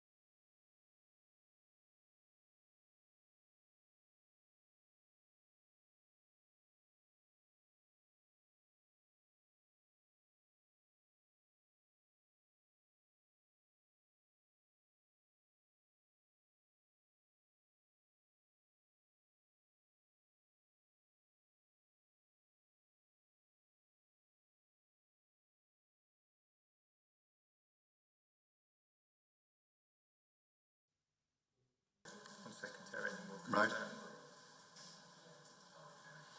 I'll do a countdown. Did you say when for the green?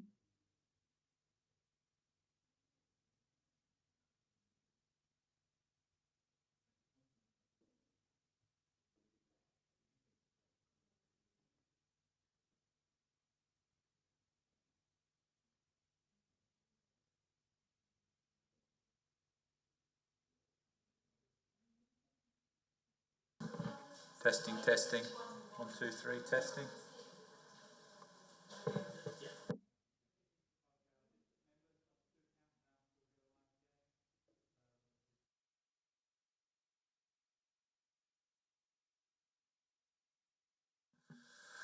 Right, members, we're still on this clay well at Golka, and you have something to say, Richard. Yeah, thank you, Chair.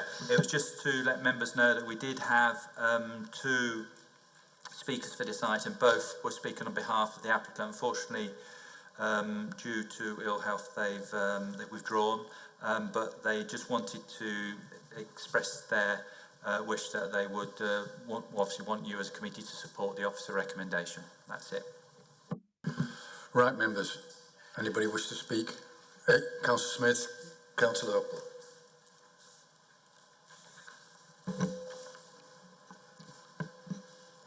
Thank you, Chair. I've got several concerns with this application. It is on a greenfield site, and I think the application is just another step in changing the character of Old Golka. I think there are access issues from the from Cartop Lane. The mix of housing is far from ideal, with just 3 and 4 bedroom properties proposed. Existing developments have also substantially altered the watercourses, and that's already resulting in water pouring onto footpaths and roads. And I think the new development will only exacerbate the problem. I've got, as I say, I've got a number of deep reservations about this application. Thank you, Chair. What have I got down? I've got somebody else written down here, haven't I? I want to find it. Did I not have somebody? Was it Councillor Upple? Yes, please. Thank you, Chair. I think, Councillor Smith has made some good points there. Also, I'm disappointed that, they tried to not come forward originally with the affordable housing units. Quite clearly, the viability from the consultants at Kirklees asked to investigate it showed that it was acceptable and it could be done. I'm glad they've agreed to it now, but that is very disappointing, really, that we've had to follow up on that. My other point was just around the open space. Obviously, there's an off-site contribution. Again, I'm just a little bit concerned that there'll be a lack of open space on site. I think I wouldn't want to force one on there, and then you've got something that's not used and it's not suitable for the site. But again, I'm a little bit concerned about the amount of open space there will be. And just on the affordable housing, they said because it's only 13 units, there's not much opportunity to pepper pot. I don't see why they can't do that. I don't know if they're saying that all 3 will then be next to each other. Obviously, it is a smaller site, but I don't see why they can't be spread out a bit within that 13 allocation of homes. Thanks, Chair. Yes, Councillor Davies. Yeah, I'd echo some of Councillor Paul's comments on the section 106. I think it is certainly, not a good situation when we have to go through these sorts of discussions, then literally, push developers into contributing what really they should be. So, yeah, I think, certainly back that up. I think as well, Councillor Smith said about the mix, is pointed out within the report that really it's not the sort of mix that we would that we would desire, albeit that the officers are saying it's not a reason to refuse, but really, again, for a small development like this, then it would have been good to see a different mix, and clearly there's a need for 2 bedroom as well as the 3 and 4 bedrooms. So I think that's certainly an issue. I think if we do go, the other issue which I'm not really clear on, is probably a question or a comment, is around the whole issue on 8.5 around bats and the outstanding issue around the survey, etc.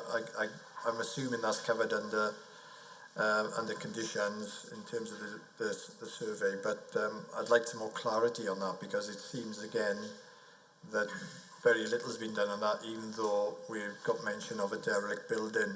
So I'm just not really clear. I'd like to have officers to clarify that situation. If we were to go forward with this, again, another condition which I would like to see, if possible, would be a similar one to the last development, which would be to include a condition which refers to incorporating a scheme for low carbon energy technology within this development. So that's if we go forward with this. Thank you. Councillor Bellamy. Thank you, Chair. I agree with Councillor Uppel, and I think that the affordable housing should be pepper potted rather than all in one place. I don't think it works at all if it's in one place. The off-site contribution for open space, does the officer actually know where the open space sort of is in relation to the site? You know, because if it's miles away, then that ain't going to work either. And I'm just, that's it for now. I'll leave it at that for now. Councillor Richards. The list of conditions where there are 30 conditions outstanding to be delegated to the head of planning, I have concerns over conditions 5, 11 and 13 regarding drainage. 26, 27 and 28 regarding ecology and outstanding surveys, including the bats. And finally, number 30, removal of permitted development rights for extension and outbuildings. Are we legally allowed to do that? And if so, is it in perpetuity? Thank you, Chair. Thank you. Are there enough? Councillor Holmwood. Just a really quick one, Chair. Just about the open space. The only thing I just wanted to understand was we're allowing off-site contribution, but if I understood correctly, there's 2 allocations, one which has already been built and it's the same applicant. So is there an issue here? Why was that separated? Is there public open space on that site? Because actually we've got, you know, across the 2 sites, surely there should be some public open space provided on site. Feels a bit like it's been split up in order to not have to make some of the contributions, because you've now got two areas of housing by the same applicant, and I don't know if either of them have got any public open space in there. Just wondered if we needed some clarity on what's been fed back.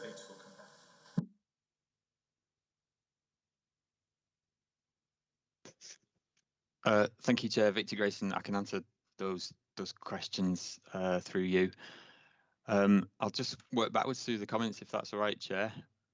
In terms of off-site provision of open space and the question regarding what was provided on the site that's nearing completion next door, yes, within that site there was some open space to be provided at the centre of the site when 16 units were proposed. And members might recall that the applicant then submitted an application for 19 units on that site, which involved the replacement of that open space with 3 additional residential units, bringing the number up to 19.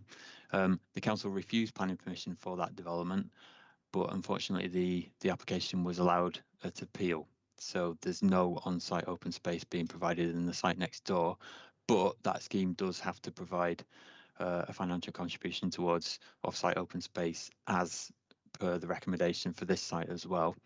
In terms of, just whilst we're on open space, in terms of where that money would be spent, the landscape officer has advised that 2 sites, 2 existing facilities at 2 furrows and well house are both within the recommended 720 metre walking distance of this application site. So subject to consultation with local residents and ward members, that's potentially where that money can be spent.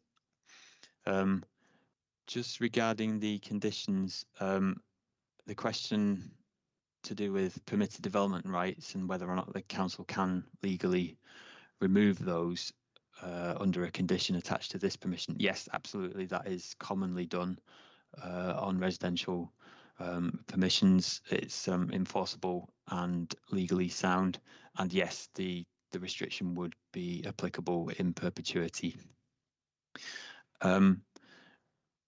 Regarding the pepper potting of affordable housing, the advice from officers is yes, that on a 13-unit scheme, there's not so much potential for pepper potting, but we can take away the comments that members have made, and because the affordable housing element of this scheme would involve 2 tenures, there's perhaps more scope for separating those two tenures in 2 different locations in this site. We can certainly push for that with the applicants when agreeing details pursuant to the Section 106 agreement, in light of members' comments there. There was a question regarding low carbon energy technology. If members are of the view that that should be conditioned, we can do that. An additional condition to those listed in the committee report can be applied, requiring details of how this development would provide for that at this site. The questions regarding ecological surveys of the derelict building, which is at the north edge of the site, I can answer with reference to comments from our ecologist, the council's ecologist, who advised that if the applicant was to propose demolition of that derelict building under this application, then yes, absolutely, full BAT surveys would need to be done now before the application is determined. However, in a scenario where the applicant agrees to retain that building, which has potential for bat roosting, the ecologist has agreed that those surveys can be done at condition stage at a later date. And as mentioned in the committee report, this applicant has agreed to retain that derelict building, and there is a condition recommended requiring details of the retention of that building and its making good and its further ongoing retention. I'll just touch on just one last point about the impact on watercourses and runoff. The lead local flood authority and Yorkshire Water are satisfied that what's proposed in terms of drainage is adequate for this site. There is also the issue of temporary drainage measures, which is perhaps particularly important here at this site, given that the site is sloped, and given that recent clearance of the adjacent site to the west has triggered complaints from residents that runoff hasn't been dealt with correctly at that site. We're very aware of that, and the applicants for this site that we're dealing with today have proposed adequate measures for temporary drainage during construction that would also be conditioned, and that condition is enforceable. Chair, I think that's all the points that I was asked to come back on, but if I've missed any, please do let me know. Thank you. I take it that's... sorry, Councillor Bellamy. Thank you, Chair. Well, I'm quite pleased to hear of money being spent in neighbouring ward, which happens to be mine, on Wellhouse Park. What does concern me with that, though, is, yeah, it might only be 720 walking metres, I think what was said, but it's also going to be extremely high up a hill, and that park up there is extremely small.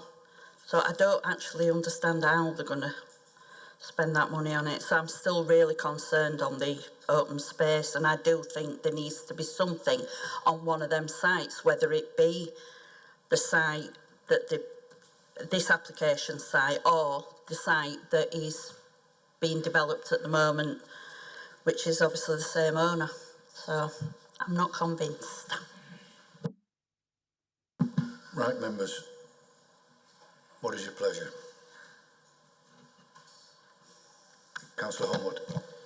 Yeah, obviously I think there's some bits that we're still concerned about, but having listened to what the officers said, I don't think there's any reason to refuse the application, so I'm happy to move the officer recommendation. Yeah, I'd second on the basis that we include the condition on the low carbon energy technologies, if members are happy with that.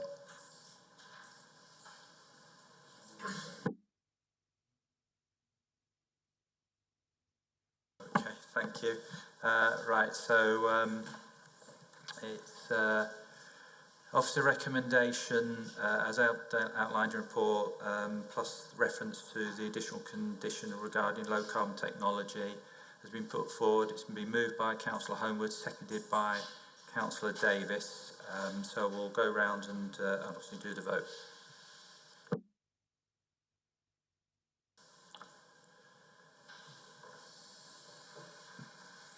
Councillor Lee Richards. Against. Councillor Smith. Against. Councillor Bellamy. Against. Councillor McGuinn. Against. Councillor Bamford. Against. Councillor Armour. Against. Councillor Oller. For. Councillor Uppel. Abstain. Councillor Korshik. For.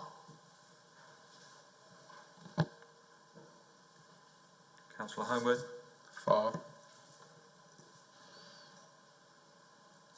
Councillor Davis. For. Councillor Lyons. For. So that's 1, 2, 3, 4, 5 for, 1, 2, 3, 4, 5, 6 against, 1 abstention. So that motion has fallen.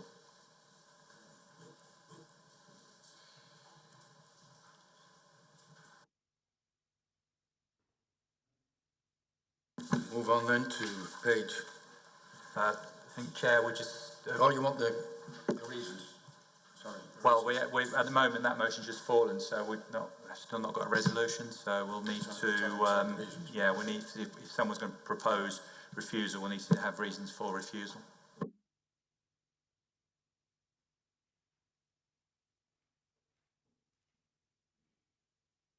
Councillor Bellamy. Lack of open space, I think, is one reason.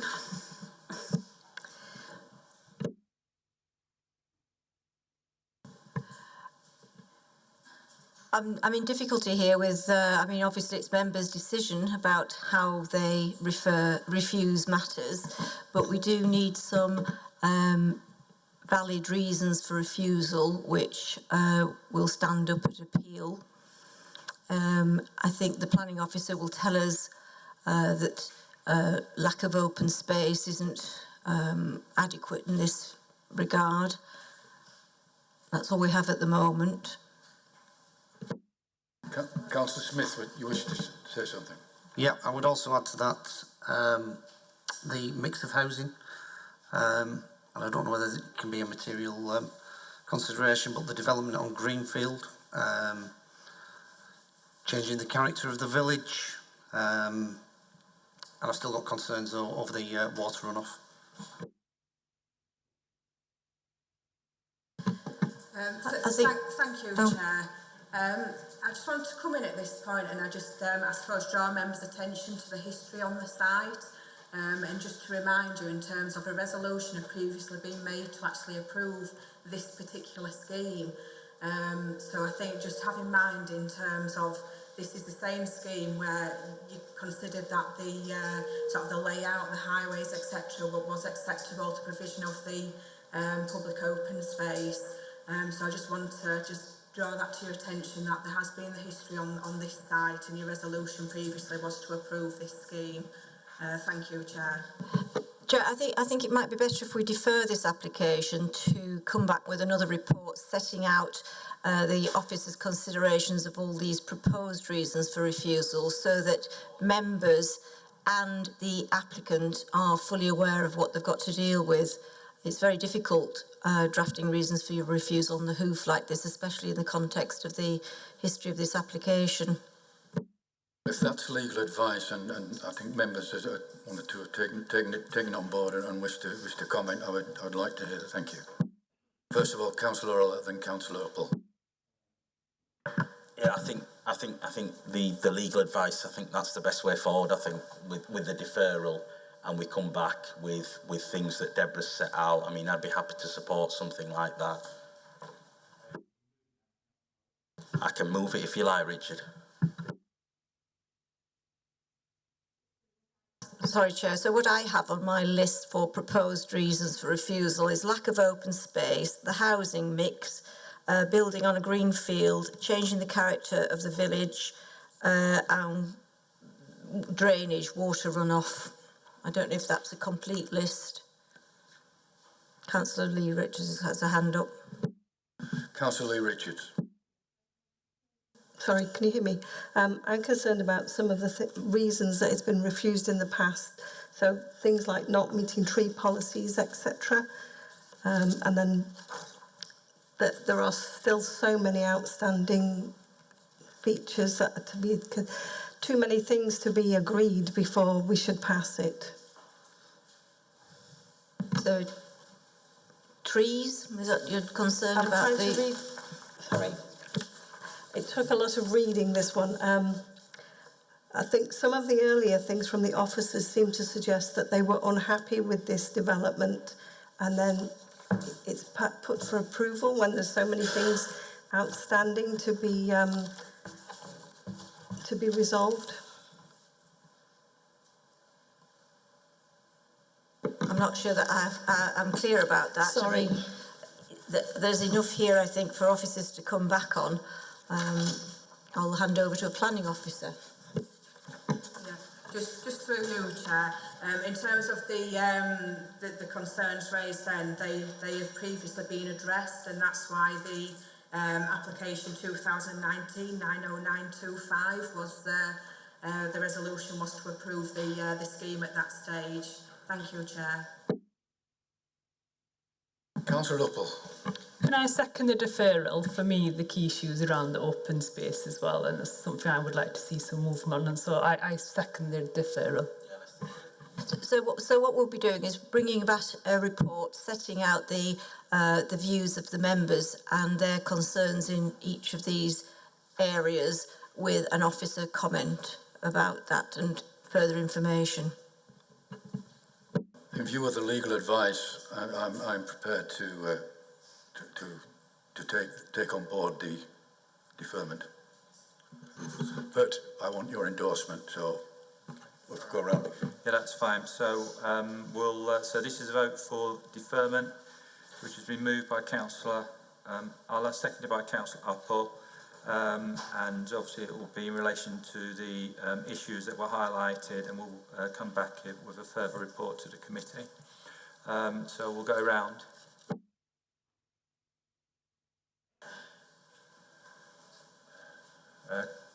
Councillor Lee Richards. I support the deferral. Councillor Smith. Abstain. Councillor Bellamy. Abstain. Councillor McGuinn. For. Councillor Bamford. For. Councillor Armour. For. Councillor Oller.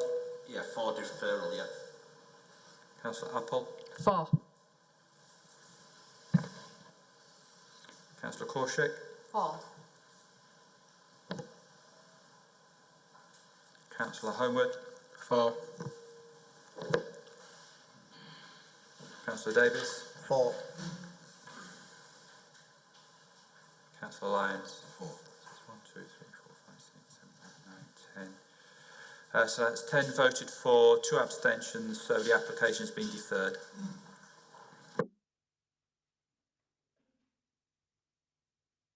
Right, members, the next one is page 65 and it's the land east of Hillock Farm, Dean Road, Holmfirth.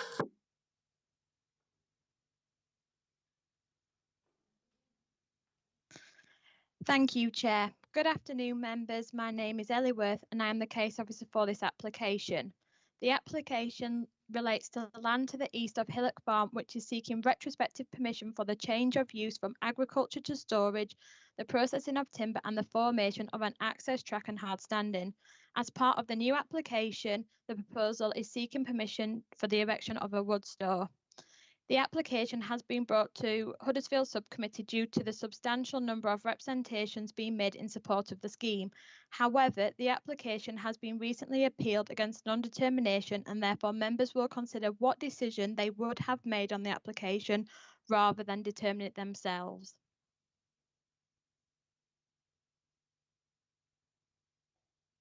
Here is an aerial photo of the site before works had commenced. As you can see, the land was predominantly an open field with a number of farmstead buildings to the southwest and the northeast. However, from looking at the aerial photo to the right, you can now see that the site contains a sizable access track, which in this photo is slightly overshadowed by the trees, a sizable yard and the storage of multiple shipping containers and wood. These photos show the access track, which currently extends approximately 190 metres from Dean Road. The last photo, down in the bottom corner, is seen within the compound area, which looks back towards the access. This top left-hand photo is taken within the site looking back onto Dean Road. Here you can see a number of trees in which the applicant has planted in order to mask some of the impact. This bottom photo is taken looking to the yard area, whereby you can see a substantial amount of timber in which is being stored. These photos are taken from within the site itself. There are a number of containers to the north, as shown on these top photos, which would be replaced with a wood store as part of the new application. There are also large mounds of wood in which have been stacked within the site until they can be processed into smaller logs. Here is a block plan. As outlined above, the wood store would be situated in the bottom corner of the site.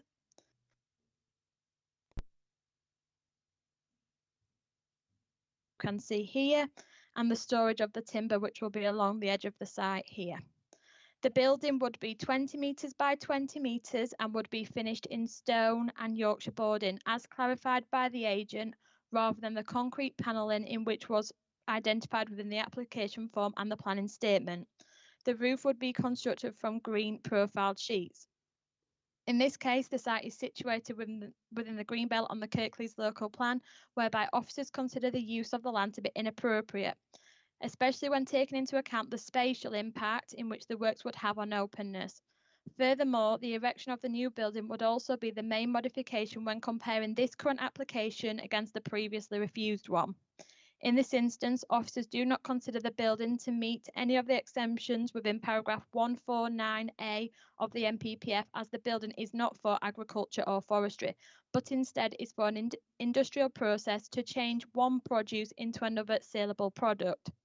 Very special circumstances have been put forward as part of the agent's planning statement, which can be seen within paragraphs 10.20 and 10.28 of the committee report. However, in this case, officers do not consider this to outweigh the harm. With regards to residential amenity, the same noise report has been submitted, in which was reviewed by environmental health officers as part of the previous scheme. In this instance, their original comments still stand, as the background noise will remain unchanged due to the fact that the actual processing of the timber at the site would only take place a handful of times throughout the year. In terms of highway safety, the access has now been finished, with satisfactory visibility displays being achieved. The gate is also set back from the highway in order to allow a vehicle to exit Dean Road safely. With regards to publicity, 158 representations have been received. These include 141 comments in support. However, it is important to know that 84 comprise of the same letter signed by individual addressees. 15 objections have been raised and 2 general comments. Overall, officers consider the proposal to represent inappropriate development within the Greenbelt and therefore would be recommending to the Planning Inspectorate that A, the application is refused, and also we would be recommending that B, the actions required by the enforcement notice along with the period of compliance is held in abeyance until the Planning Inspectorate determines the application that has been appealed against non-determination, as this appeal has now been confirmed valid. Thank you, Chair. Thank you. Yeah, we have a number of speakers, all of which will need to be dialed in. So if, give me a moment, I'll start with the first one, which is Sean Johnston, who is objecting.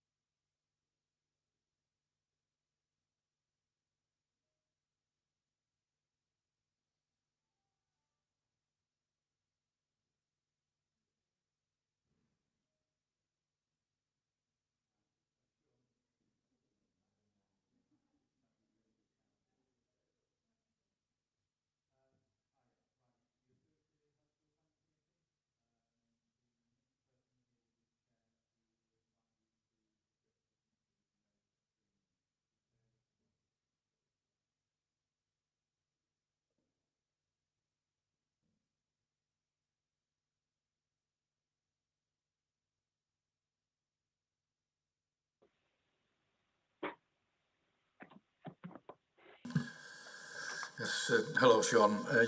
I'll just really emphasise the fact of the 3 minutes. That's your maximum. At 2.5 minutes, I'll give you 30 seconds. Okay, so start when you're ready. Okay, can I just check that you're hearing me? Okay. Yes, we are. Thank you. Okay. So this is the third iteration of the application. Each time Kirklees Planning have said they'd be minded to refuse, and the last time the committee considered this subject, they also rejected the application. So I'm really just asking today, what has changed? And I don't think anything has. Even the consultants that have been brought in to reframe this application recognise that it remains, in principle, quotes, inappropriate. So I just ask the committee to think extremely carefully before making a recommendation that goes against the professional advice of the planning department of the council. I do not believe that special circumstances have been shown to exist in this case. I think the contention that the business would be unviable if it were unable to use the site are false. I don't think any evidence has been given for that. I think the arguments made for sustainability are highly questionable. There'll be almost daily use of generators, power tools, trucks, tractors and other heavy equipment. I don't think there's been any I don't think this will result in a net gain of sustainability, and I don't think the threat of pollution has been addressed, not only from machinery and fuels, but from the possibility of diseased trees being brought into the area. I don't think any consideration has been given to HSE in terms of facilities for employees on the site. There don't appear to be any plans for sanitary conditions. And I think I'm quite concerned that, you know, if this were to be recommended for for being passed, it would inevitably be followed by more applications for expansion, and I think it'd be inappropriate. So I know that there's a careful balance to be brought by the committee, but you know, an ongoing petition to show as much support as possible for this, it doesn't constitute a special circumstance, and there's so much that's objectionable about this petition that I can't. 30 seconds. In all conscience, can recommend its approval to the independent arbiter that's going to be brought in. It remains inappropriate development. It's contrary to purpose 3 and 4 of the Greenbelt legislation, and you know, no amount of consultancy and public opinion massaging can change that. It's agricultural land, and it should remain agricultural land. Thank you.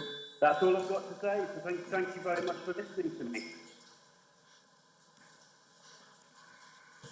Right, we have another caller which I'll dial in, which is a Victoria Kay, who also objects.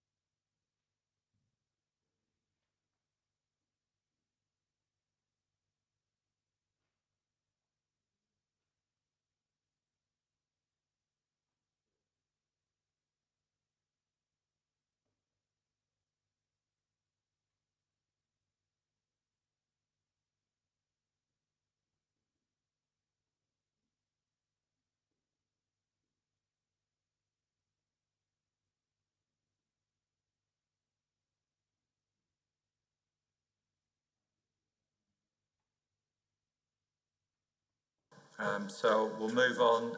Next person on the list is a Diana Wilson. Again, I'll dial her in, who's in support of the application.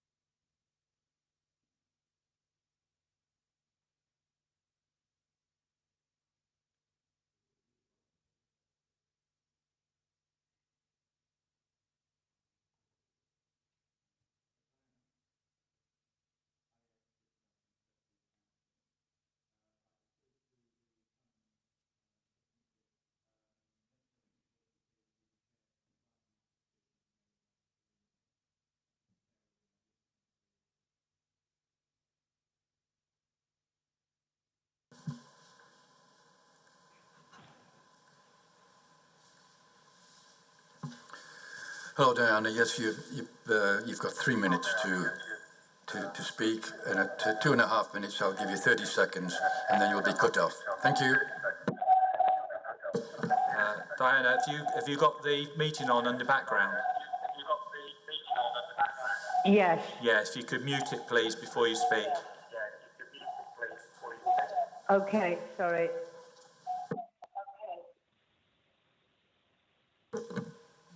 Hello? Yes, would you like to start? Yes. I've been asked to speak at this meeting on behalf of at least 26 other people who we were all going to say the same thing, so it didn't seem any point in 26 of us saying the same thing. But we wish to speak in support of this application. The names can be supplied should you want them to be. People are very concerned that it seems that Charlie's business is being treated differently to Kirklees' own tree management department, which is classed as forestry. If Charlie's business was classed as forestry, then planning permission would not have been required for erecting a building on this greenbelt land. The proposed timber storage building will look no different from the very many similar barns, stables and farm buildings that are common in the countryside and greenbelt around Home Fairs, and which have gone up exponentially over the last few years. I've lived in the Home Valley for a good deal of time. Charlie was born and bred here, and he knows this is the case as well. And this is not a case of an agricultural building being put there for sale for conversion to future residential use. He has requested for it in the future, should he be granted it, a condition that will include restricting future usage, timber and equipment storage. His first application was refused by this committee in December, and I was dismayed to hear some of the false objections about more noise all hours of the day. If he lived next door to a farm, it would be from 6 in the morning till 6 at night, 24/7. So it definitely won't create as much noise as a working farm would. It also concerns me that questions and comments from this committee, it was absolutely crystal clear that several members had not read the full planning statement and that no one has visited the site. I know we've got COVID, but it needs to be visited. And then you can see the planting of the hundreds of trees and hedges and seeing how well this site is being managed to keep within the keeping of the Home Valley. The current revised planning application, which was not decided by the 30 seconds. is being discussed today despite an appeal being lodged with the planning inspector. I propose that this should be put back and wait until we get an outcome from that. And if the small number of objectors can say their lives are being disturbed by down to earth, they'd be a lot more disturbed if they had a big pig farm next door. Charlie has built up a successful local business, has lived in the Home Valley all his life, provides a livelihood to 5 Thank you. employees, Your time is up. and I think he needs to be treated fairly. Thank you.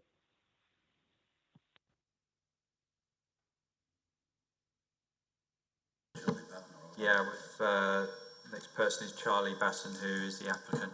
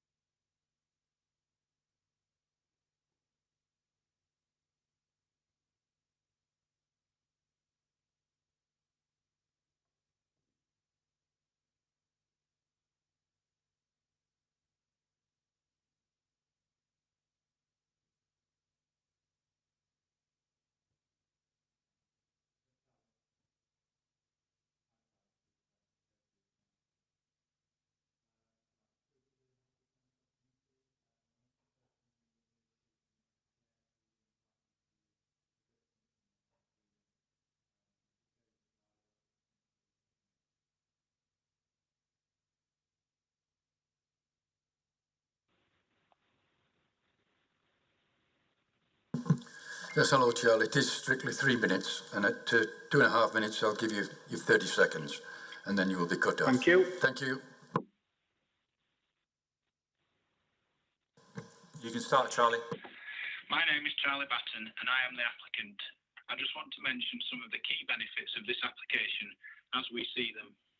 The provision of local employment, the discrete location of the site, which has very little impact on the local residents, as proved by the noise report and highways report. The environmental gains due to extensive planting and the services that we provide. And that many of the objections and accusations are overridden by LUC's extensive reports.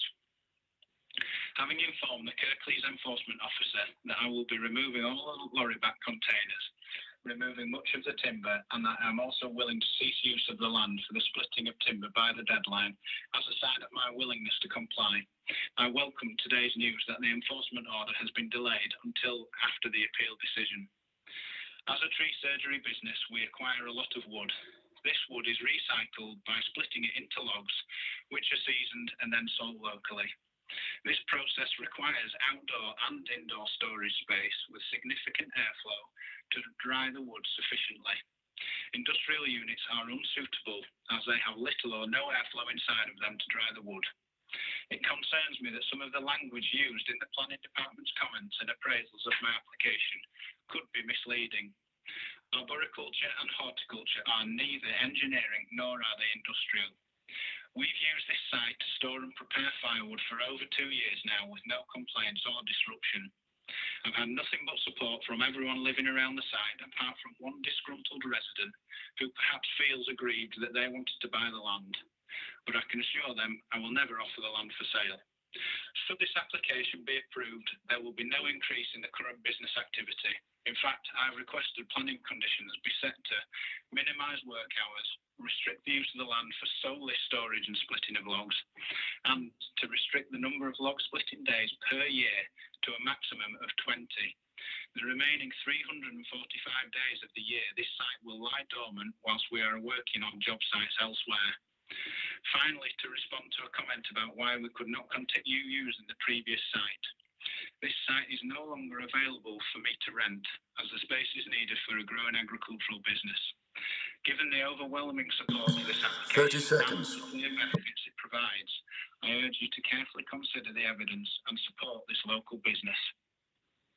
Thank you. My name is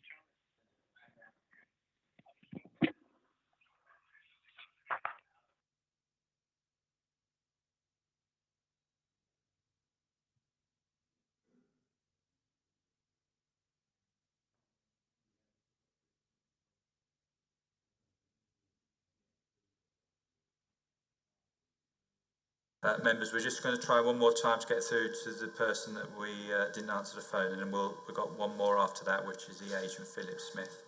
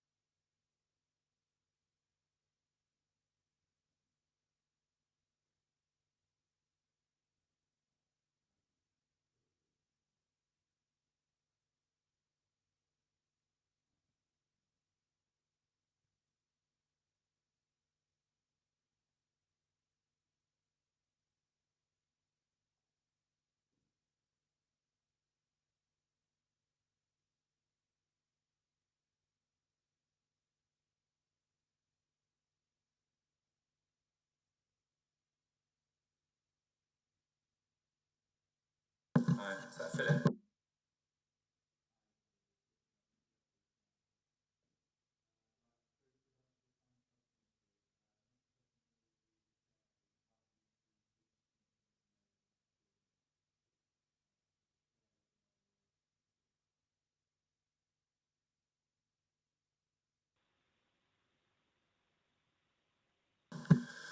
Hello, Philip. Yes, the usual procedure. You've your 3 minutes, but to 2.5 minutes, I'll give you 30 seconds to cease. Thank you very much.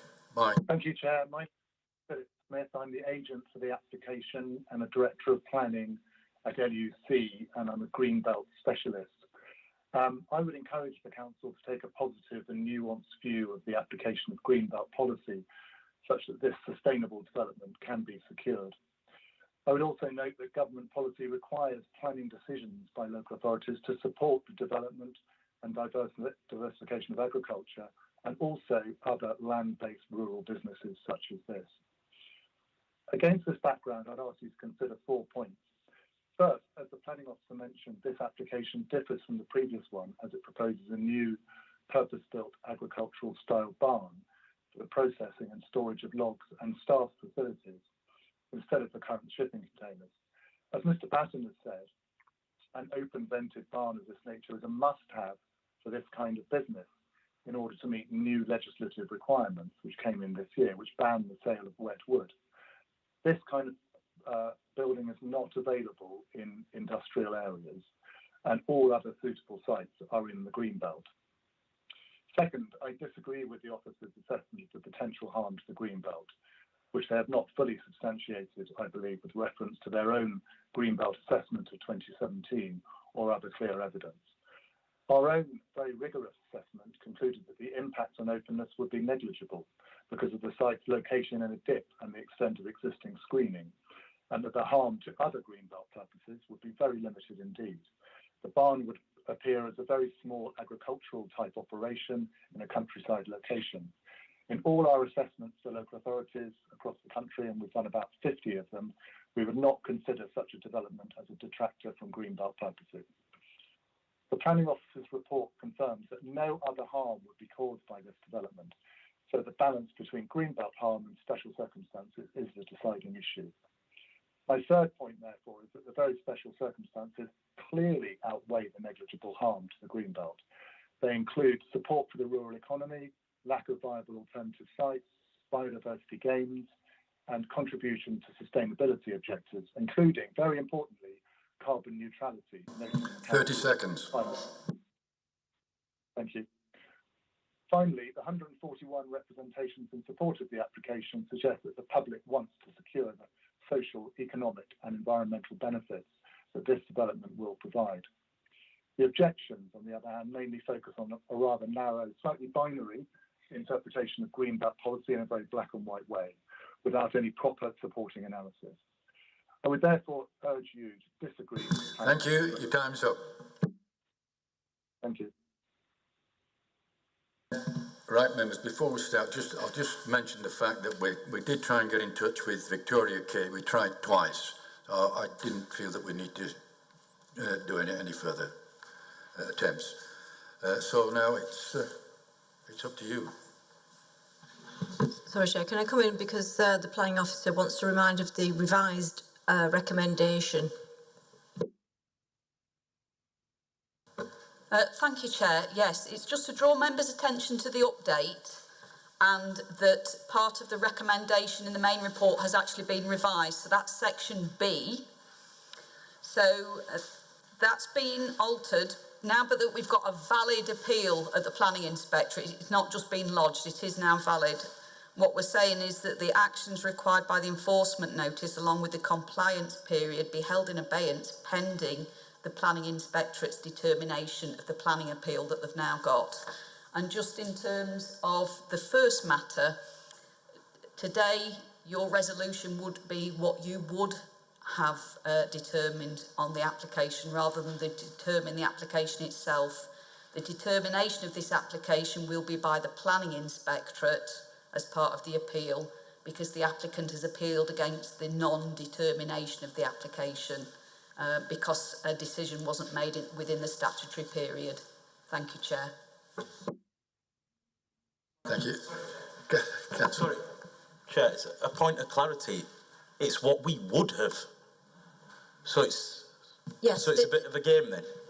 I mean, so it's coming to committee now. I don't understand why that where the benefit is in saying what we would have or wouldn't have done. I'm confused to that a little bit.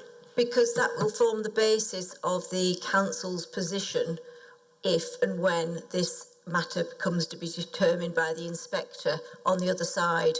So the applicant will be saying you should grant permission and we will be able to prepare our statement on the basis of what you would have said.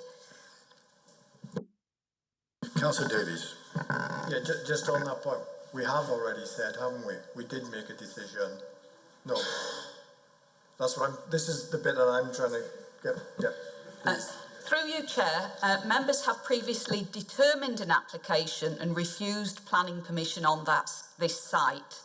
There was no planning appeal made in relation to that application. So this is a brand new planning application that's been put in. It differs this time. It still seeks retrospective planning permission for elements of what have occurred on site, with the addition of a new building that the applicant wishes to build. We have had a planning appeal against the enforcement notice that was served in terms of the unauthorised use and development of land there. The enforcement appeal was only appealed on ground G, which was the period of compliance that had been given to rectify the breach of planning control. That appeal against the enforcement notice was lost, and the enforcement notice has been upheld. So the enforcement notice is still there live.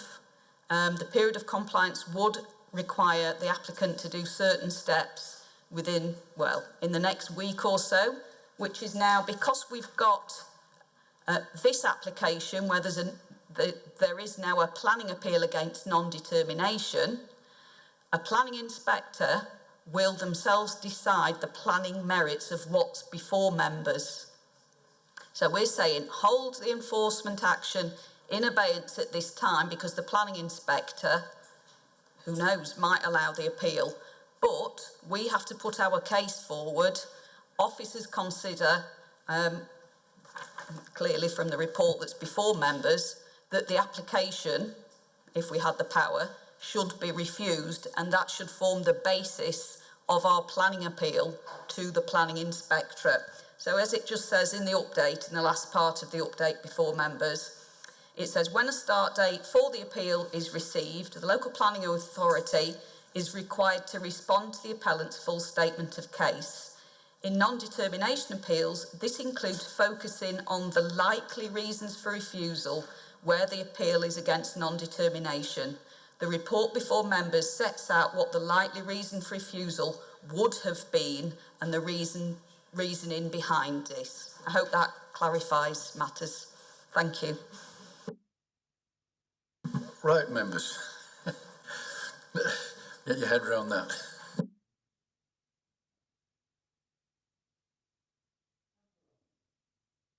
Yes, thank you, Mr. Chair. After that very lucid clarification of the planning law and the application, I'm happy to recommend that we adopt the officer's suggestion as amended in the update. Yes. Is that seconded? No. You want a question, Councillor? Thank you, Chair. I'm just reading through the report, and it was something that Councillor Patrick had mentioned, and I just wondered, has any other local locations been looked at all? Do we know?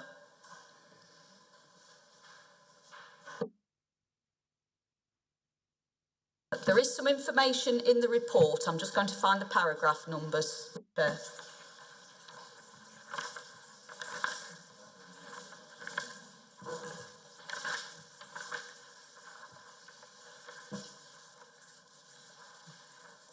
It's in the section on very special circumstances.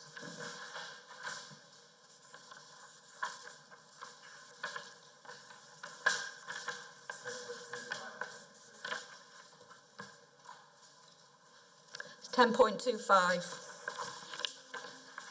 about alternative sites, and we've also specified the alternative sites that they've put forward as well and why they've been discounted.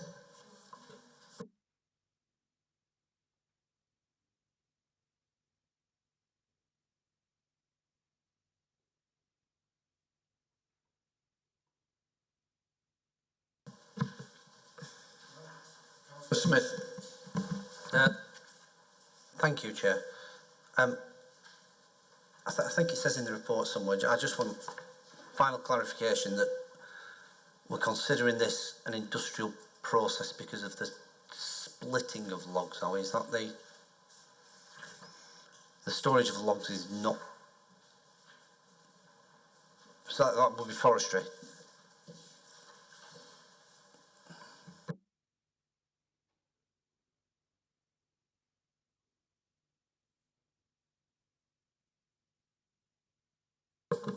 Through you, Chair, it's at paragraph 1017 when we talk about the differences between forestry and an industrial process. So it's the processing of trees does not amount to a forestry use, but rather an industrial process to change one product to another saleable product, and that would include the storage of that wood, because it's not within a forest during forestry works.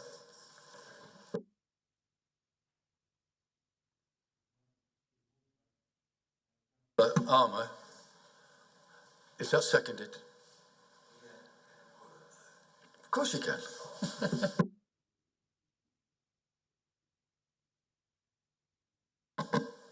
Yeah, I think we can reject it on the grounds of inappropriate development in the green belt. So that could be added to, you know, well, I think that's there in the officer's report anyway. It's how you argue whether it's appropriate or not. And if the officers, it's subjective, of course, but if you match it with the criteria of Kirklees' policies, it probably is outside because it's an industrial process, not a natural forestry. So that's the grounds basically for rejecting this application, I would say. Right, that's been proposed and seconded.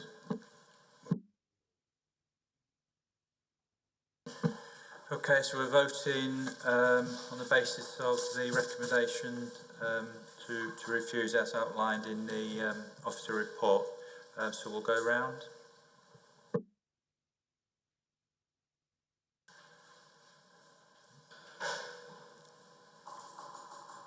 Councillor Lee Richards. Support the officer's recommendation. Councillor Smith. Yeah, for support. Councillor Bellamy. Abstain. Councillor McGuinn. For. Councillor Bamford. For. Councillor Armour. For. Councillor Oller. For. Councillor Uppel. For. Councillor Korshik. For. Councillor Homewood. For. Councillor Davis. For. Councillor Lyons. For. Okay, that's the 11 for, 1 against, so the officer recommendation has been carried. Right, finally, page 89, which is the Mulberry Brook, Manchester Road, Slough.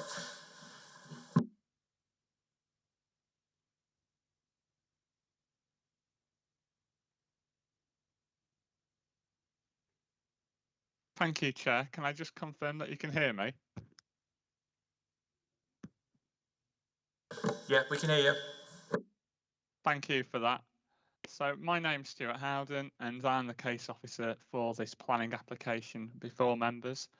The application seeks retrospective planning permission for the siting of a mobile home for use as holiday accommodation and the erection of raised platforms, a tiki bar, a pergola, as well as the formation of a new vehicular access from Manchester Road with electronic gates and associated hard standing, and that's at Mulberry Brook, Manchester Road, Slough. So all the works as listed in the description of the development have been implemented without the benefit of planning permission, apart from the electronic gate, which hasn't been installed yet. The application was submitted following an investigation from planning enforcement. The application has been brought to committee at the request of Councillor Bellamy, who would like the committee to assess whether the application will have an adverse impact on the Greenbelt, look at the potential economic benefits to the Colne Valley, and establish if there is an impact upon the safety of Manchester Road. So, Mulberry Brook comprises a relatively large detached dwelling set within a spacious garden here. The application site is outlined in red on the plan before members and is to the north of the dwelling at Mulberry Brook, and until recently comprised of garden area. However, as can be seen on the aerial photograph to the right here, development has taken place on the site which is subject of this application, including the new access off Manchester Road shown here. The land rises upwards from Manchester Road to the rear of the site. The site is within a rural area and is situated to the southwest of the main built-up area of Slowett, and the site is within the green belts. So this slide displays the current layout of the site. The 3-bedroom mobile home used as a holiday let is labelled as cabin here on the slide and is located quite centrally on the site. A timber decked area has been constructed to the rear of the mobile home where it says decking, and to one side of the mobile home is the pergola, and the other side here is the tiki bar.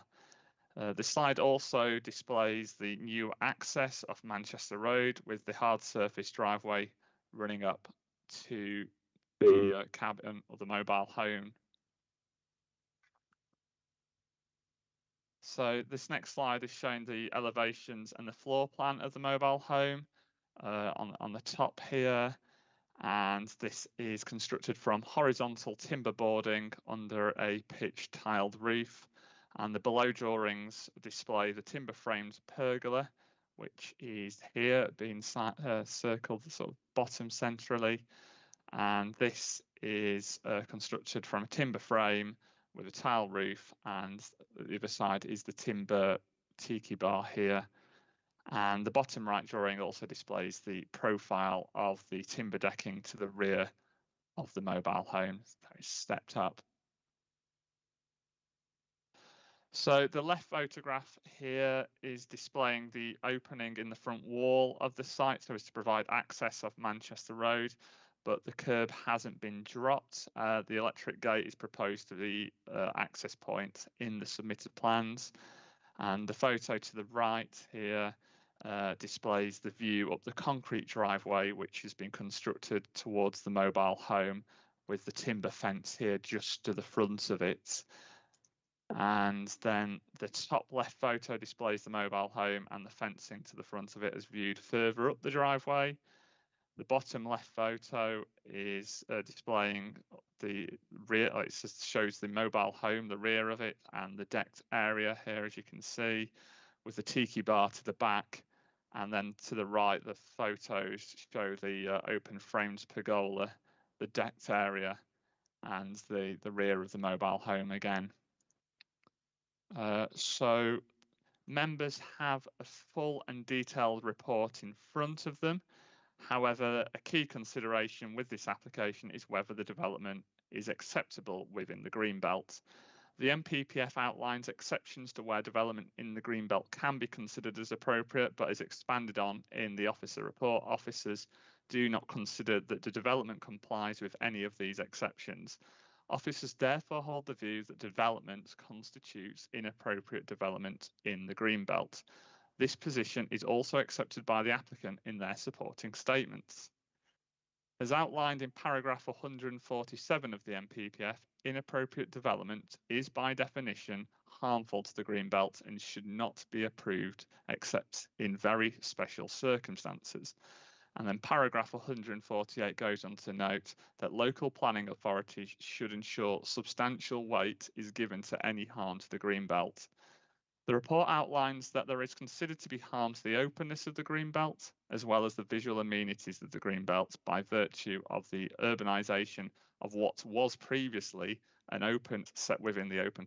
And such harm adds of the inappropriateness, as discussed above.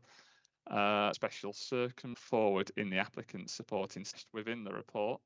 As outlined in the report, officers consider that cumulatively the arguments put forward can only be afforded modest weight, and this falls significantly short of amounting to very special circumstances, which clearly outweigh the identified harms as discussed. One such argument is that what's the rural economy. Officers consider that whilst the proposal would make a contribution towards supporting the rural economy, the benefit of one mode to be modest at best. In addition, justify the creation with a long urbanising driveway, as well as the other domestic features such as the decking, the pergola, and the tiki bar area. Officers also hold the view that it is unclear why the holiday accommodation has to be disconnected and from the existing dwelling. And finally, policy LP10 of the Kirklees local plan, which relates to supporting the rural economy, outlines that in cases where development is proposed in the Greenbelt, relevant policies in the plan and relevant national policy.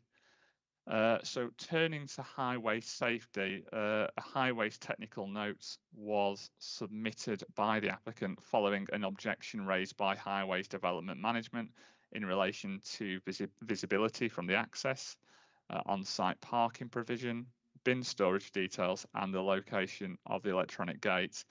This technical note displays a layout plan, which you can see before you on the slide, and this has a revised arrangement on it from the block plan that I previously showed. And it's relevant to note that this does not appear to accurately display the site and the surrounding land. However, officers are confident from viewing this that the revised layout plan displays that the concerns of Highways Development Management can be addressed. For instance, there is considered to be adequate space on the site for the parking provision required, as well as turning and manoeuvring so that vehicles can leave in a forward gear. So further accurate details could be conditioned should permission be granted. Nonetheless, the revised layout displays that additional hard standing is required to address the concerns of Highways Development Management. So that's to get the additional parking and the turning areas. And officers consider that this would only serve to cause further harm to the openness of the Greenbelt. In terms of residential amenity, officers consider that subject to an appropriately worded condition, the proposal would not cause undue harm to the amenity of existing and future occupiers. 2 representations have been received objecting to the application, and these representations are addressed within the report.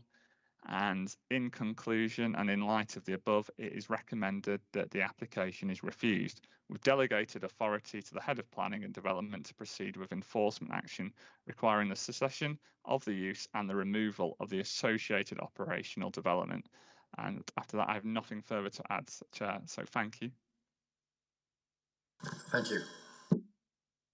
So we have 2 people in attendance, Simon Murphy, who's the applicant, and Lorraine Denton. I don't know who's speaking first. Lorraine, okay, yeah. Right, Lorraine, you know you've 3 minutes. At 30 seconds, I'll give you a shout. Thank you. Good afternoon. Thank you, Chair and elected members, for giving me time today in support of the planning application. My name is Lorraine Denton and I live in Deaton, Huddersfield. I'm a mother to 5 children, including an 8-year-old and a 12-year-old. Also a grandma to 2 under 5-year-old children. I'm also married. My husband, Mark Denton, has a long-term illness, ME, so his ability to work is restricted. He's currently not working. So I'm the sole breadwinner in our house, and currently all the money from this job is very important to us. I've worked with the applicant for approximately 1 year, providing cleaning, laundry, ironing and decorating services for the cabin business. I work there 3 days a week. Due to family childcare commitments, I only recently got back into the job market, and the applicant gave me the chance, which other people haven't done. I currently do not have any formal qualifications, so getting stable, permanent work has been very difficult for me. Also, due to my childcare and commitments, that I have 2 of my children, one at primary school, one at senior school, this has made things doubly difficult for me. This job allows me to work very flexibly around their needs, and the applicant is very supportive in letting me bring my children to work in order that I complete workload. Excuse me. This job has helped me a number of ways. It has provided me with a new confidence in myself, that someone is prepared to invest time, support and money in me, and that has provided me with a strong sense of self-worth. I often get to chat with the people in the cabin, and they always say how nice the area is with lots to do. 1 day a week, for the past 6 months, I've been helping out the handyman with the painting and other stuff and getting things ready. If I were to lose this job, it would be very upsetting, and it would create financial pressures at home for me, as well as force me to try and find something to make up for it, which I will struggle doing due to COVID. I hope you will look positively on this scheme, and it has created a job for myself and created an income which I and my family now rely on. Thank you. Thank you.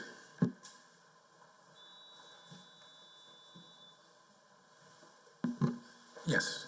You know, you've 3 minutes and 30 seconds, you get the unwind. Good afternoon, Chair, elected members. As stated previously by the Planning Officer, we already have planning permission. Right, but due to COVID, this business was destroyed overnight as no one was able to go on holiday abroad. Foundations had already been created and we urgently needed to find alternative opportunities.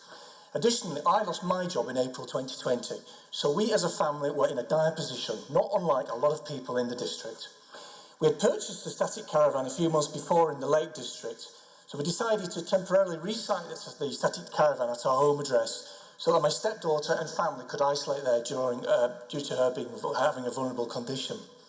From July 2020, we did offer the cabin as a short-term holiday let and took significant bookings whilst lockdown was eased. Every weekend from July until September was booked out and the majority of August was fully booked, plus forward bookings later in the year.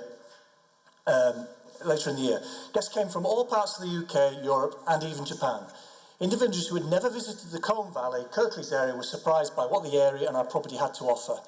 We also hosted guests who were at their end of life with cancer, as well as adults with learning disabilities supported by their carers.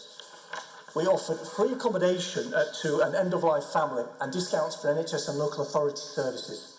We realised that there was a great opportunity, not only for us as a business, but for the local economy, bringing trade to local restaurants and shops. Anecdotally, our customers spend significant amounts of money based on 6 individuals, that's 4 adults and 2 children, typically spending in excess of £600 on restaurants, bars and other associated leisure activities on a normal 2-day stay. This is spent here in the Colne Valley and Kirklees area. We actively promote all local Kirklees businesses as part of our check-in process, providing a list of local pubs, restaurants and shops as standard. There is a chronic shortage of holiday accommodation in the Colne Valley that can support families or groups of up to 8 individuals within a reasonable budget. It is noted that the Overview and Scrutiny Management Committee Culture, Heritage and Tourism Strategies meeting held on the 11th of February this year stated that this is an ideal time to focus Kirklees tourism activities on staycations and building its visitor base so that they can now grow and work together to improve visitor experience and effectively support our visitor economy. The facility generates a number of tax revenues, business rates, employee pay tax amounts and corporate tax amounts, as well as generating 3 FTE equivalent jobs. 30 seconds. To summarise, we already have approved planning permission for a business. Secondly, the local economy and tourism can benefit greatly by this proposal. Thirdly, we will undertake any recommendations requested by the planning officers approved. Fourthly, there will be a reduction in employment both of myself as well as Irene and Darren should this not be approved. We will continue to work with local authorities and NHS in offering discounts and breaks as complementary. We will also implement any recommendations that the elected members and planning officers request, including drop curbs and new entrance displays of approximately 5 Thank you. Thank you.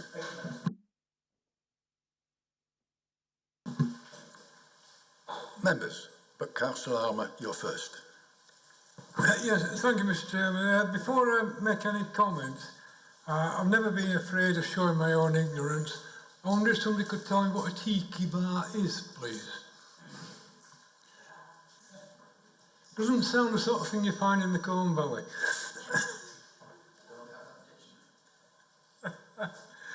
Right, well, it's obviously some exotic species. Not to worry. Personally, at the moment, I'm minded to agree with the opposite recommendation. I think this does demonstrate quite substantial harm to the openness of the Greenbelt. It's a radical difference from green fields. There's a lot of hard-standing stroke tarmac. And I know Manchester Road very, very well. I used to police the area. And I'm not happy with the new exit entrance off Manchester Road. I think there are road safety implications there as well. So to my mind, it affects the openness of the Greenbelt. It's detrimental to the Greenbelt and it's detrimental to highway safety. Therefore, I'm not minded to favour allowing the development to stay. So I am minded to support the opposite recommendation. Thank you. Councillor Bellamy, then Councillor Homewood. Thank you, Chair. Obviously, this is in my ward. And I realise that the application is retrospective. I drive past this property nearly every day because I've come down from Marsden, so I go down Manchester Road. And to be honest, I can't see any impact on the openness of the greenbelt. To be honest, I can't. It's just not there. You can't see it from the road as such. Colne Valley is in desperate need for holiday accommodation, however you look at it, and it's becoming more and more of a tourist destination.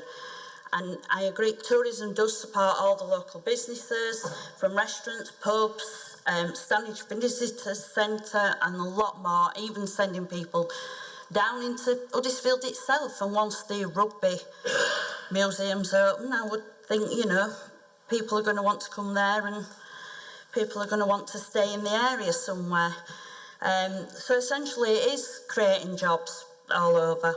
I mean, Colne Valley hosts Bassen Jazz Festival, which is the biggest jazz festival in the north as it's described. It brings visitors in from all over the world. These people do need somewhere to stay, and there's very limited accommodation within the Colne Valley, however you look at it, and I really do. The only concern I have with this application, and actually Councillor Armour's just mentioned it, is the access, the road safety access onto Manchester Road. I think the gateway is probably set too close. I think it needs to go back slightly. And as the applicant's just said, I mean, he's willing to work with, obviously, highways to, you know, to sort that out. I do know there is already a planning thing for a cattery, a business down there. So I just, to be honest, I've nothing against this, and I'm quite happy. I would quite happily move approval, providing that some work is done on that access, the gateways maybe moved back, and a drop curb put in. Work with highways. So I don't think I have anything else to say apart from I would want that conditioned, that access, if we're minded to approve it. And as I said, I'm actually happy to move approval. Thank you, Chair.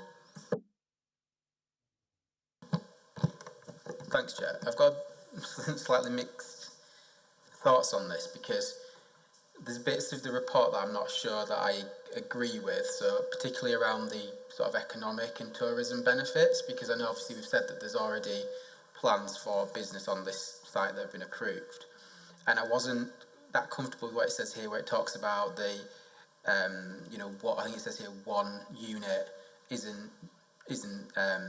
modest or something. But what's the alternative to that then? You build 500 units. I don't. Surely it's better to build one unit in the Kirklees of an existing building that's more in keeping with the area and smaller in impact than having multiple ones. So I wasn't quite sure that modest impact. How do you define that? Because you would never have more than one unit, would you really? So I'm not quite sure. Feels to me that I don't see how you can really define it in those terms. But the bit to me that I was concerned with was the access, but not necessarily. I mean, the safety aspect might be reasonable too, but I think in the report there was a discussion about why there was even a separate access at all, and that obviously does seem to impact on the openness of the greenbelt in a way that isn't necessary if there's another access to the site. So I wasn't kind of sure why that had been done and why that was required really. So I feel a bit mixed about it because I'm not sure that it should be approved with a new access point there, to be honest. So that was my thoughts, Chair. I'd just like to say that I don't like retrospective applications for a start. This is not unlike the other application. It's in the greenbelt. So bear that in mind. Councillor.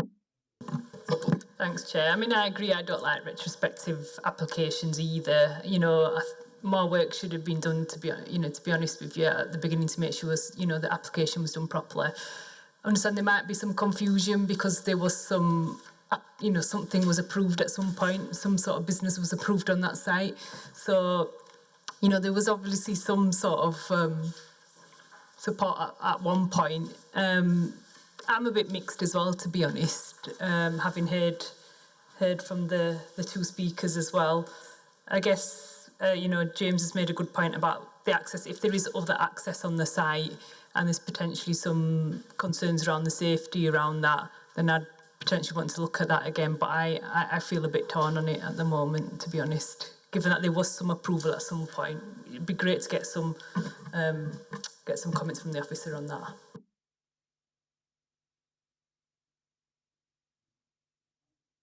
Councillor Davies.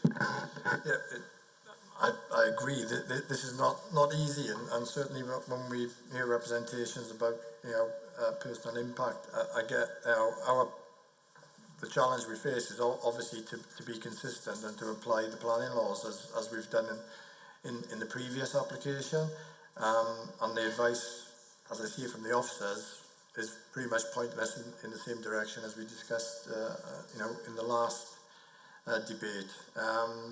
So yeah, it is a sort of mixed feeling, but it does seem from what's presented that we've got a retrospective application which doesn't help create a confidence around the intentions around this, but also we have some very clear advice from officers that this is contrary to the legislation, and therefore, from my perspective, I'm probably much more in line with Councillor Armagh at this point.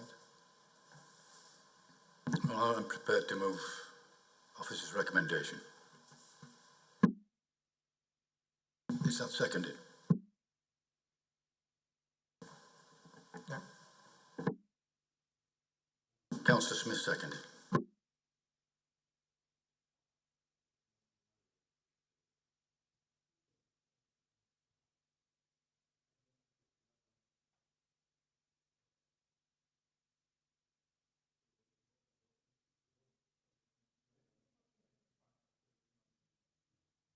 Okay, right, so this is to vote on officer recommendation to refuse planning permission. It's been moved by Councillor Lyons, seconded by Councillor Smith. So we'll go round.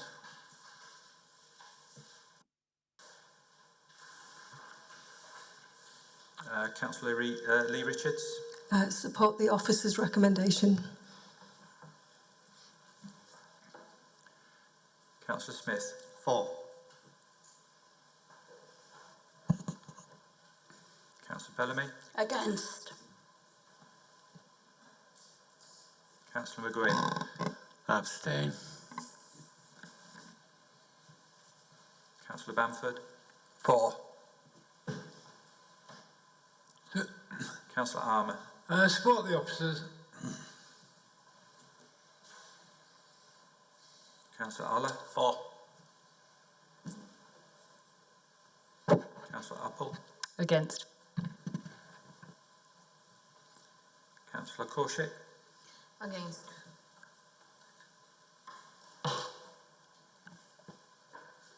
Councillor Homewood. Against. Councillor Davis. For. And Councillor Lyons. For. So that's 1, 2, 3, 4, 5, 6, 7, 4 against, 1 abstention. So the officer recommendation to refuse has been granted. Right, thank you for your attendance. That concludes the meeting.